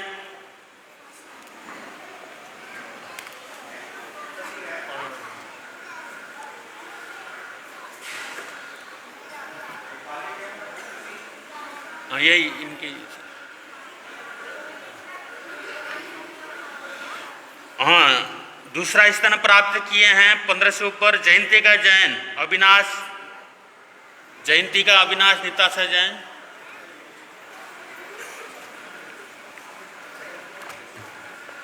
तीसरा स्थान प्राप्त किए हैं Karin Jain 11। Karin Jain 11। Karin Jain, उनके परिवार से कोई आए हो?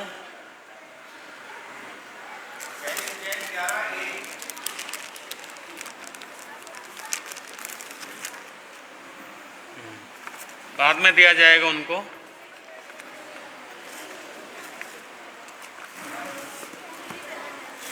और 25 साल से ऊपर वाले, 25 साल से ऊपर वालों में प्रथम स्थान प्राप्त किए दीप्ति जैन सदर। दीप्ति जैन सदर। और तृतीय स्थान प्राप्त किए हैं प्रिया जैन। प्रिया जैन, उनके परिवार से कोई आए तो आ जाएं। 118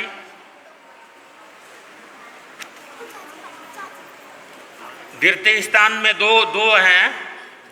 द्वितीय स्थान में 2 रखे गए हैं, एक प्रिया जैन और एक प्रियंका जैन। प्रियंका जैन द्वितीय स्थान। हाँ ये दे दो।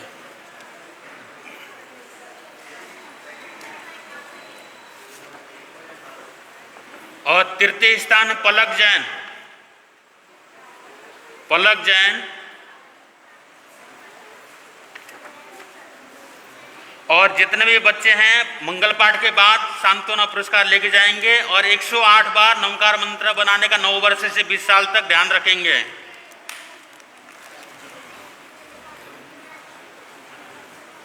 हाँ, पुरस्कार देने वाले नीलम जी, धर्मेंद्र जैन, पूरा परिवार को बहुत बहुत धन्यवाद, साधुवाद। आज यहाँ पर समाई दिवस संघ संरक्षक स्वामी श्री फूलचंद जी महाराज साहब की दीक्षा जयंती के उपलक्ष्य में कार्यक्रम यहाँ पर आज प्रारंभ हुआ। आज यहाँ पर समाई दिवस का आयोजन किया गया। इसमें जैन युवा परिषद, निहाल युवक मंडल, संबंधी बहुमंडल और चक्रेश्वरी क्लब, इन्होंने अपने नाम लिखने आपके घरों में गए। आप सबको समाज की तरफ से बहुत बहुत धन्यवाद। कल 21 तारीख को यहाँ पर आइंबिल का धारणा गुरुफूल महिला समिति की तरफ से धारने का समय यहाँ पर गुरु ज्ञान दरबार में 12 बजे के करीब रहेगा। 12 बजे यहाँ पर धारने का कार्यक्रम और 22 तारीख को पारने का कार्यक्रम 10 बजे रावलपिंडी भवन में और दोपहर को 2:30 बजे से 4 बजे तक सत्संग गुरु निहाल दरबार में होगा। 23 तारीख को एकाशन महोत्सव गुरु भूख सत्संग भवन में एकाशन यहाँ पर करवाए जाएंगे। इसका सौजन्य प्रवर्तक गुरु श्री शांति संघ के सदस्यों ने लिया है और उनके सदस्य आप सभी के घरों में एकाशनों के नाम लिखने आ रहे हैं। आप सभी से निवेदन, अधिक से अधिक एकाशनों में अपने नाम लिखवाकर गुरु चरणों में अपनी श्रद्धा भक्ति प्रस्तुत करें। अब जयकारे बोले शासनपति श्रवण भगवान महावीर स्वामी की जय। सभी आचार्य भगवंतों की जय। वर्तमान आचार्य सम्राट डॉक्टर शिव मुनि जी महाराज की जय। दो तपस्वी स्वामी श्री निहाल चंद जी महाराज की जय। दादा सुदेव स्वामी श्री खूबचंद जी महाराज की जय। संत संरक्षक स्वामी श्री खूबचंद जी महाराज की जय। देवलोगामी उत्तर भारत के प्रबंधक गुरुदेव श्री शांति स्वरूप जी महाराज की जय। पंडित उपाध्याय श्री हेमचंद जी महाराज की जय। श्रवण संघीय सलाहकार भीष्म पितामह तपस्वी रत्नराज श्री पूज्य गुरुदेव श्री सुंदरी प्रकाश जी महाराज की जय। नेपाल गौरव भाषा चालू उपाध्याय डॉक्टर श्री विशाल मुनि जी महाराज की जय। उत्तर भारत के प्रवर्तक डॉक्टर संत श्री आशीष मुनि जी महाराज की जय। नवकार साधक पंडित श्री चक्षक मुनि जी महाराज की जय। उप प्रवर्तक श्री अभिषेक मुनि जी महाराज की जय। नेपाल के श्री मानव मिलन संस्थापक राष्ट्र संत श्री मणिभद्र मुनि जी महाराज की जय। सब साधु साथियों की जय।